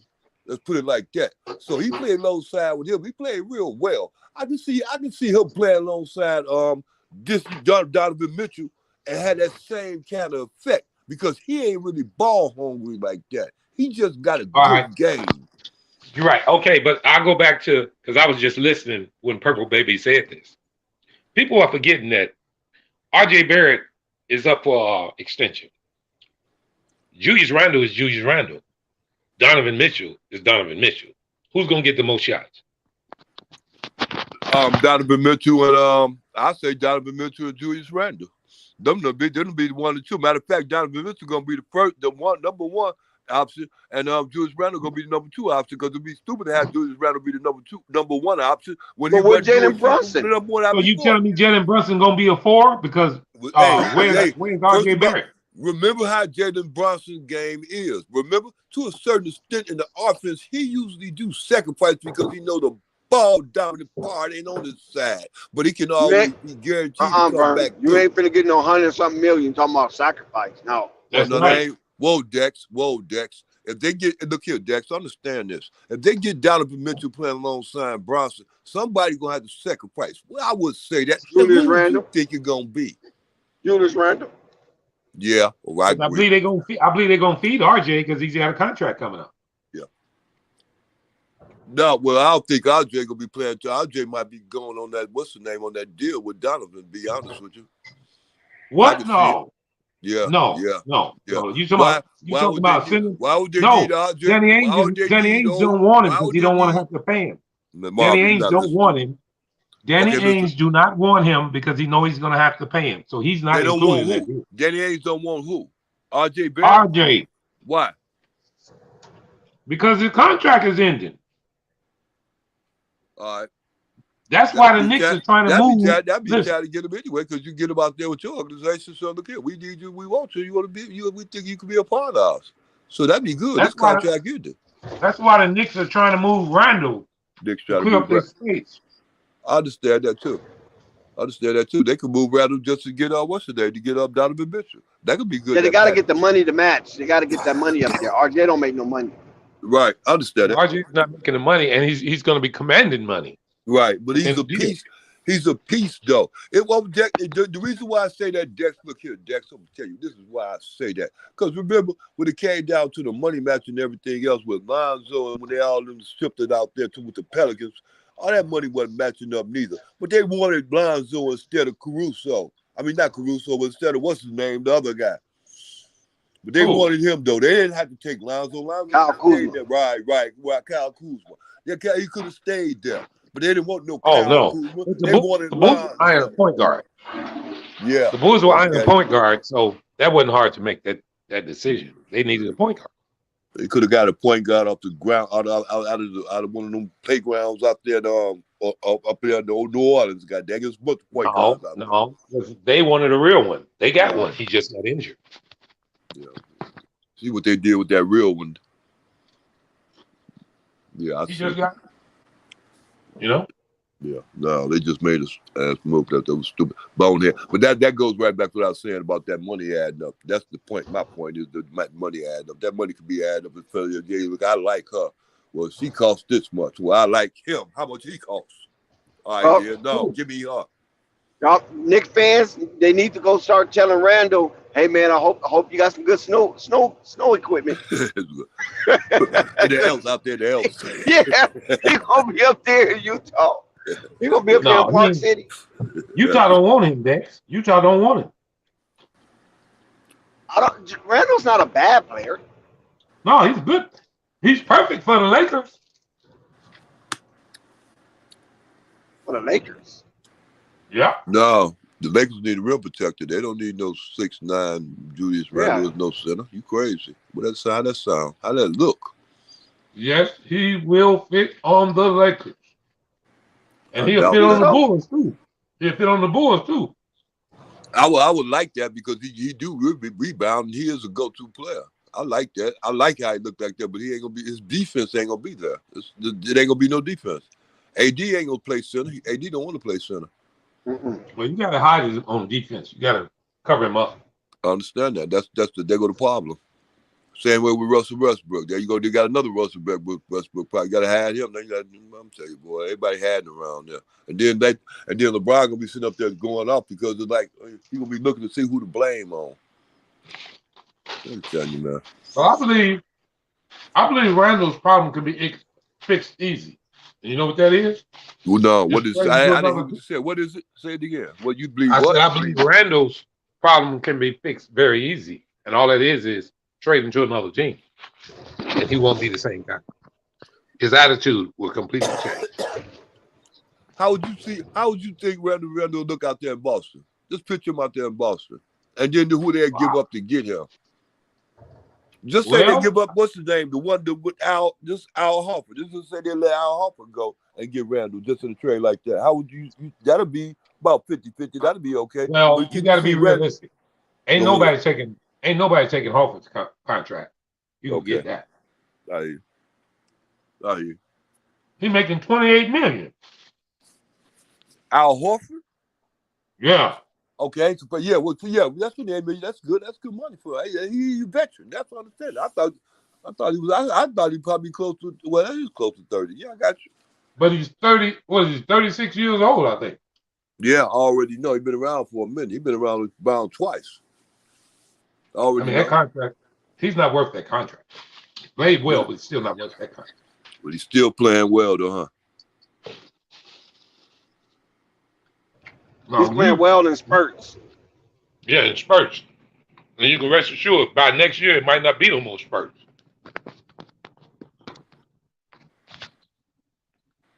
Hey, Marvin, you had said something. You had said that, what's his name? The one playing out there, one that was playing, what was he playing in Portland?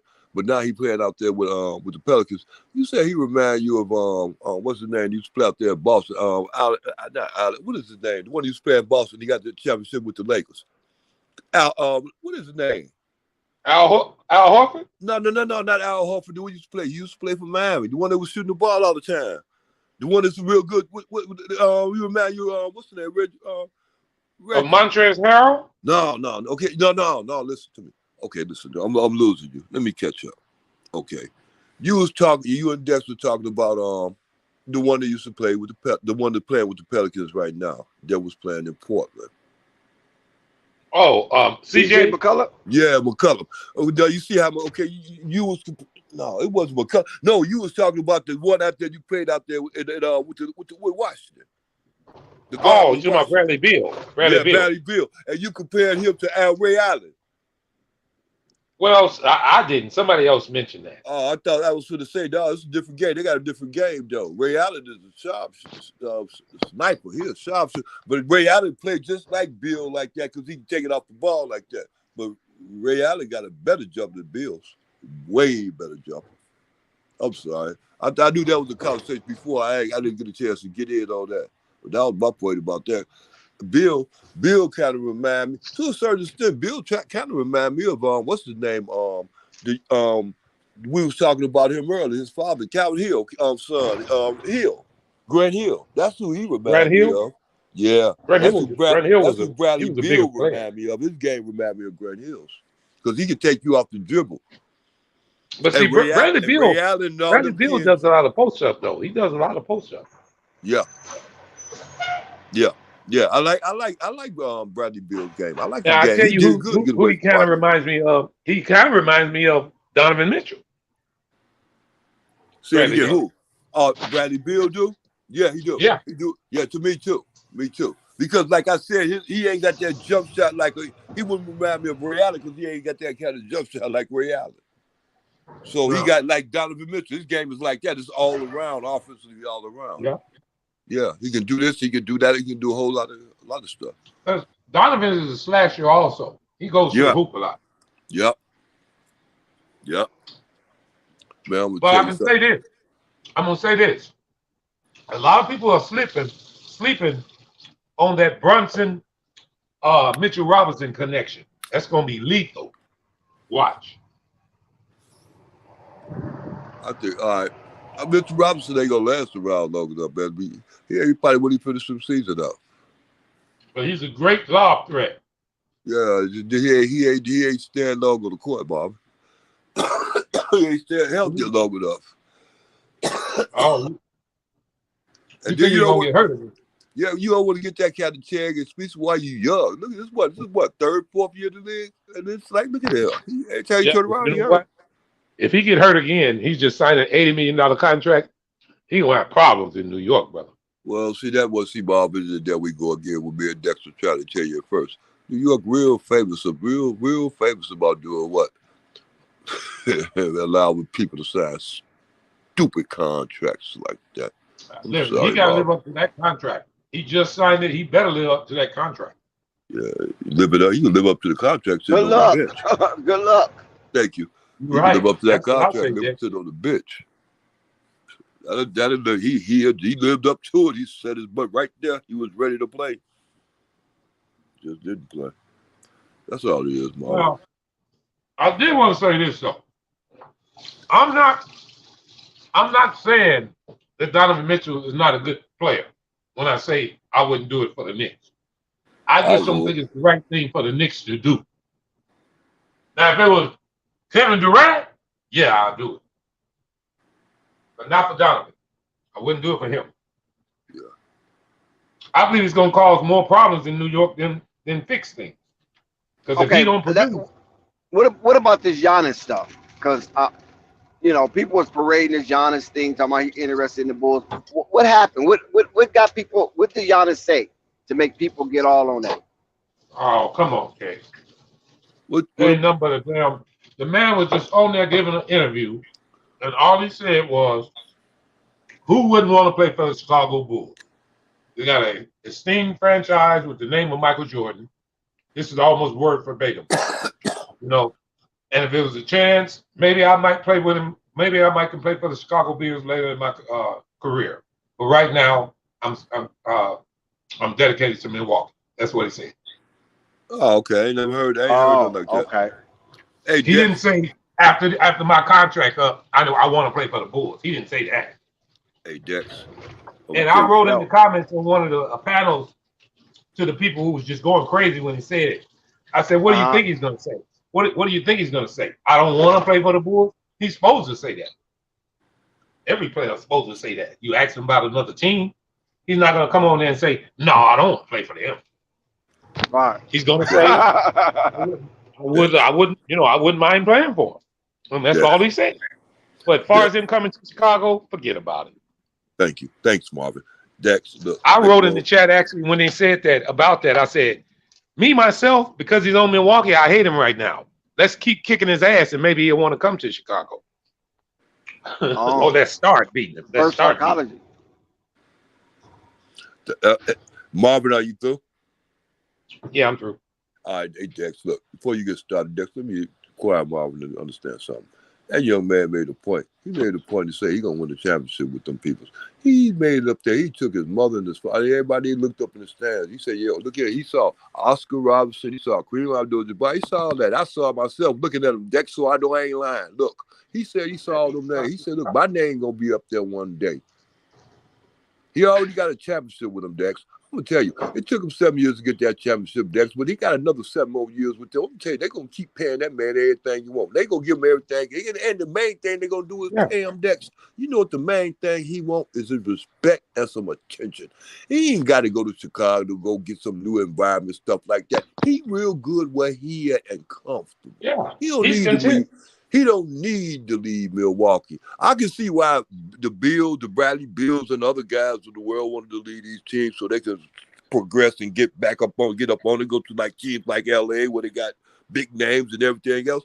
He don't need that. He got a name right here, Dex. I'm gonna tell you, they got him, Dex. This is what I want you to understand. I'm gonna stop now. They got him like a Milwaukee Bucks they fan. got him pegged as the best player in the NBA. The best player, Dex. Dex. Now, who's your team? Now, hold on. When he's talking all that jive, who's your team? Milwaukee. Where Melo play at? Wait. Let me start. First of all, I know you start with Melo. Where's Lonzo playing? He played with the Bulls. Wherever Lonzo playing, I'm there. Where's Melo playing at? He playing in Charlotte. Where was Melo at? I'm there. Dex, But you do like Milwaukee, though, right? I am not lost on I ain't saying no obligation. I am not lost on my focus. Whom it is, I want to succeed in this NBA. I ain't got no problem saying the Bucks succeed. They guaranteed to succeed because they made a good adjustment and a good deal. The rest of them teams didn't do that. I'm gonna tell you, Marvin. See, this Marvin, you really don't understand. Do you know when they got Giannis, what number they got him at? The Bucks got him at. Can you say that, Marvin? I can't remember, but I know it wasn't. I think it was like it was like between the 3rd or the 7th pick. In the first, I know. Marvin. Well, Marvin, in Giannis' early days, he wasn't who he is now. He was a stick. See, Marvin, that's my point. They went out and did their homework, Marvin. The rest of them organizations ain't doing no homework, and they ain't gonna let that young man go. Here's the deal with that, though. Here's the deal with that, Vern. Go ahead. Giannis, and this is gonna be hard for a lot of people to believe. Giannis wasn't the key to the Milwaukee Bucks. Drew Holiday was. Oh, shit, I don't believe that. If that was the case, you can put it on Tucker. If that was the case, Drew Holiday is the stabilizing force. He's the stabilizing force. He is the stabilizing force to the Milwaukee Bulls. I mean, damn. What about Middleton? No, they needed a true point guard that plays defense. They needed a point guard that plays defense. Well, Marvin, my point. See, Marvin, you not listening. They won a championship with Middleton. Then they lost and come back because they didn't have Middleton. I mean, what is my point? How can you say that who's what did? I mean, what do you mean? They all pieces. I mean, okay, wait. You stating they lost because they didn't have him. I don't believe that. Yes, I did. God dang it, everybody in their mouth said I don't believe that. I just think Boston outplayed them. Crazy. I'm not saying they wouldn't have been better with Middleton. Yes, they would have. Whoa, let me correct you right now because I watch the Bucks play a lot of games. If they had Middleton, that whole situation would have been a whole lot different. But that's that if thing, Marvin. I understand that. Let me not get carried away. Okay. But all right. Well, let me say this. Let me say this. Hold on. They had Middleton. They had Middleton and Giannis before they got Drew Holiday, and they never won it until they got Drew Holiday. What about Tucker? What about Tucker? What about the other guy, Porter? What about them? You say the same thing about them too, then. Look at Drew Holiday's stats in the finals and all the way through the playoffs. What about Tucker? Tucker's defensive captain of that. They all contributed. Vern, I'm not saying they didn't contribute, but Drew Holiday was a stabilizing force. Just like what Boston needs is a point guard. Yeah. If this point guard they picked up play well, Boston can win it all. And he's going to be. I wouldn't agree with that because Smart is a good point guard. He does everything. Well, I would say one of my favorite players, but he does that's to everything be good. debated. So I mean, what do you mean by that is to be debated, Vern. That is truly to be debated. I hear you. I mean, only because he's lacking a couple of things as a true point guard. I mean, here's a prime example. Here's a prime example of it. Why would they go get a point guard if they felt they was comfortable with him? They didn't go, well, all right. If they went into the what's the name, the rookie thing to get that, then that's really ain't no big thing no way because heck, they got to. That's what they need to do. That'd be a good idea. But in Boston's case, it's just not feasible to go get a rookie point guard to go along with Jason Tatum and Jaylen Brown. Okay, so who's going to start? Marcus Smart or Malcolm Brogdon? Brogdon's starting. They put Smart on the bench. Hell, that's where he belongs. On that team. On that team. So Marcus Smart is turned into Marcus Dumb. No, listen, he's the fall guy. He's truly the fall guy for this series. He's the fall guy for this series, even though Jason Tatum played bad, but he's the fall guy. I agree, Bobby. Boy, you got that one right, boy. You got that one right. He the fall guy. He was the one they gonna go back and blame on because they can't put it on Tatum because Tatum don't like him, and they had a dispute anyway going into them series. Yeah, you know who he was, Dex? You know who he was, Dex? He was James Borrego of the Boston Celtics. What a low blow. He wanted all the credit. No, he just took the fall. He just took the fall for the team because Borrego didn't deserve to be fired. It just had to be done. Marvin, stop it. Marvin, James Borrego is a bum. He lost the locker room, though, Marvin. I mean, he really lost the locker room. Well, I can believe that, but okay. If you lose the locker room, then you need a new voice. Hold on. Let me ask you this, Dex. If you're the owner, what do you ask your new head coach when you bring in to do? Win games? Don't lose the locker room, first of all. Okay, but is it more important to lose the locker room or win games? It's more important to win games, of course. Well, he won games. But if you lose the locker room, the players ain't gonna play. The players won games. Borrego didn't win no games. He didn't come on to do it to make them. Sorry, Dex. He didn't come on to do it to make them win no games. Borrego ain't won their game. He ain't shot nail shot. Right. Didn't take one dribble. No. I'm not saying that he was the reason that he was a decent coach. All right, now here's the deal. All right, here's Marvin. Hold on. Now they got Clifford now. Marvin, they got Clifford now. They got Clifford now. Hold on. Borrego stepped on his own toes. All he had to do was be quiet and act like he got some sense and did give the credit to the players. I believe that. He made it come I'm gonna out say it again. They got Clifford now. They probably won't even be 500. You think they're gonna fire him? Nope. Egg, no. And they're not gonna fire him. Yep, about 500. And they're not gonna fire him. 41 and 41. No. They might fire him. They might fire him after the year is over and they decide to rebuild a team because they know they're gonna need a real coach.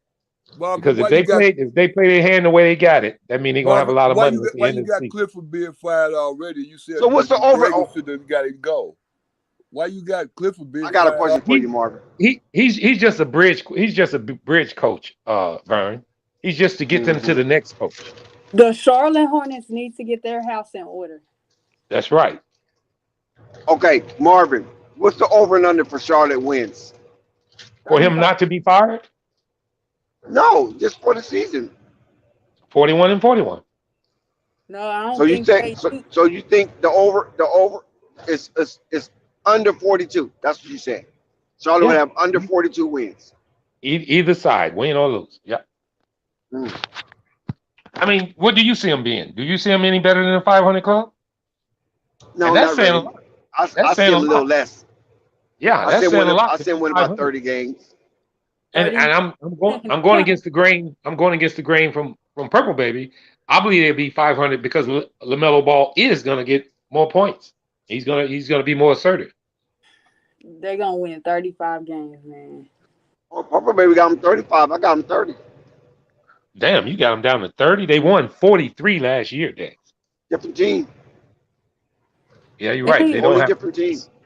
They don't have Bridges. Yep, that hurts. We don't know what the hell Montrezl Harrell's going to do. That's a killer for them. What did he average? 17, 18? Montrez is not on this team. He's not on their active roster. Yeah, he's on the free agent. Yep. He declined his player option. He didn't take the money. He did? Yep. He had a player option. He didn't take it. Wow. Well, what was he betting on himself, thinking somebody else going to sign him with all these legal? He said no. He said he's not coming back. In a tweet. He put it in a tweet. He said he wasn't coming back. Wow. Well, that hurts him even worse. I'll take that 41 win back. That's why I said I got him at 30. Because they're not going to pick up nobody. Ain't nobody left but LaMarcus Aldridge and Carmelo Anthony. LaMelo gonna be out there with running like a horse with no head. Running through the desert like a horse with no head. Carmelo Anthony, you know, he wants to win a ring, so he ain't going over there. Yeah, I heard Dick say that earlier. He want a ring. I wish Derrick Rose felt that way, but you know what? I'm gonna give a little hint to everybody. I believe Carmelo Anthony gonna end up in Chicago. That wouldn't be surprised. I wouldn't be surprised by that. That's right, brothers. Minimum salary. Bulls gonna get him at the draft at the trade deadline. Or you can get him off of waivers. Yeah. If signed off of waivers. But the Bulls want to hold pat with what they have right now and see how healthy we be for the first half, and then get to the All-Star break and see. I'm telling you right now. I'm gonna tell you right now.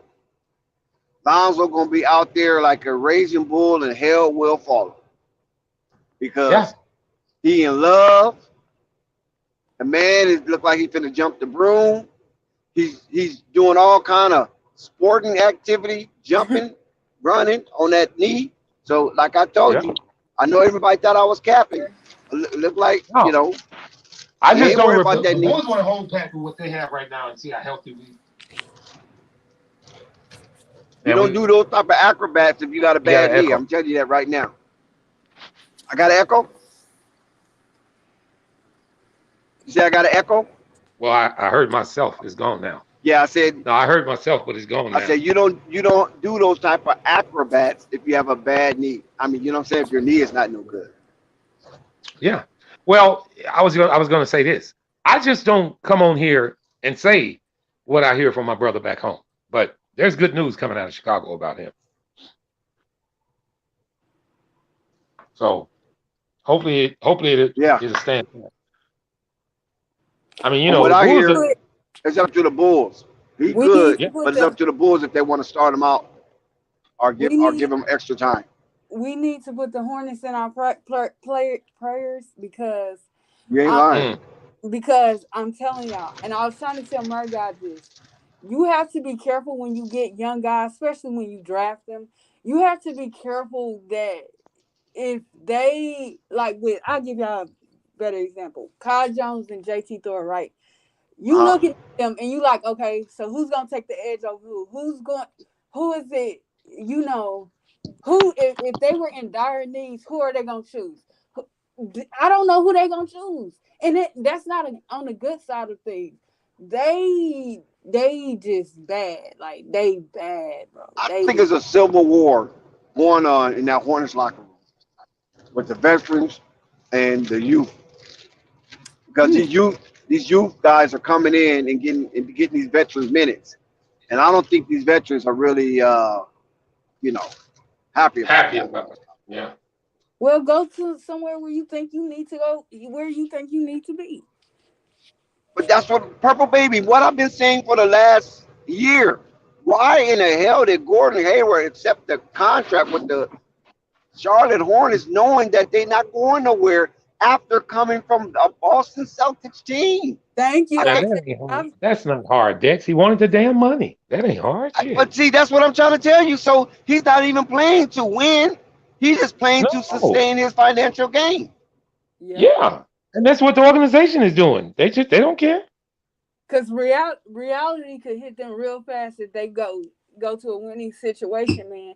I want to salute Gallinari, because Gallinari gonna keep himself on the playoff team.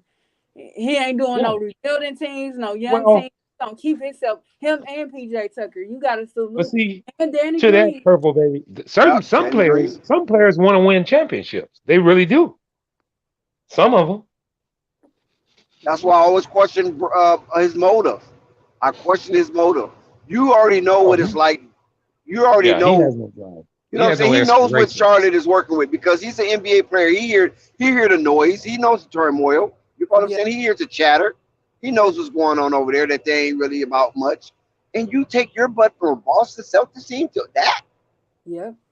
But then he goes to the bank every first of the month too, though. So he don't. Thank you. Yes, sir. Yeah, it's crazy You because know, I believe you have to let guys grow together. Everything can't be pretty and nice all the time. You gotta see what you have. You gotta throw yourself into the fire. My issue is Carmelo Anthony. Lamelo is a good player. I have no problem with you pushing for the team to be in the playoffs. Let's say his mate, arguably, was Miles Bridges. Okay, Miles Bridges is going as LaMelo goes, and LaMelo is going as Miles Bridges goes. I'm really Yep. trying to figure out where does Gordon Hayward, outside of the experience that they have in the league, him and Terry Rozier and Oubre, with Oubre's activities, because Oubre done been on better teams than Charlotte, and has gotten better playing time. Like, where do they fit in that? Because my it's thing all is, about money down there. It's all about contracts down there. yeah, It ain't no expirations. There's no expectations. They just paying their contracts out per yeah, week. and I'm gonna tell y'all something that's really scary. They about to pay PJ. Not only that, but they're gonna pay Kelly Oubre. They're going to bring Kelly Oubre back, and that's my issue. You talking about these guys are playoff bound players on other teams that's got starting lineup set. Maybe they missing that one guy in the rotation that they need and stuff like that. But Charlotte you just be like, so you gonna pay that guy? That's why I asked A1 earlier, where do you find the balance between having young guys? Because you're mistaken if you think you can just go get guys at 25 and older and still be in contention. I think only team that was able to kind of do that a little bit was Memphis, but they were a small market, and they had to take on ridiculous contracts, and so did Atlanta prior to them getting what's that man's name? Trae Young. They took on some. I was like, God, if y'all take on another y'all just letting them, but they was getting their picks. Charlotte just be getting these guys for free. Danny Ainge, when he sent Rozier and Gordon to him, they didn't get no picks for that. They got no picks. You know, but None. see, Charlotte shows no sense of direction. You got the other teams like Orlando and Houston. You can see they are rebuilding. They show it. Charlotte doesn't show that. They didn't show that last year when they signed Montrezl Harrell. Or Isaiah Thomas. Yeah. Yep, they bringing in the wrong group of guys. Because Mitch came, I think that was after the draft, and he's like, "Oh, we trying to contend with to go to the playoffs." With what, sir? What about Exactly. this? I Mitch be out there talking. Mitch be just be talking. I mean, they just don't put no fear in nobody's heart. They put a teleprompter in front of Mitty and they say, just read as much as you can of it. I read their depth chart, right? This is no lie. So LaMelo's the starting point guard. After LaMelo, the next point guard on the roster is Bouknight.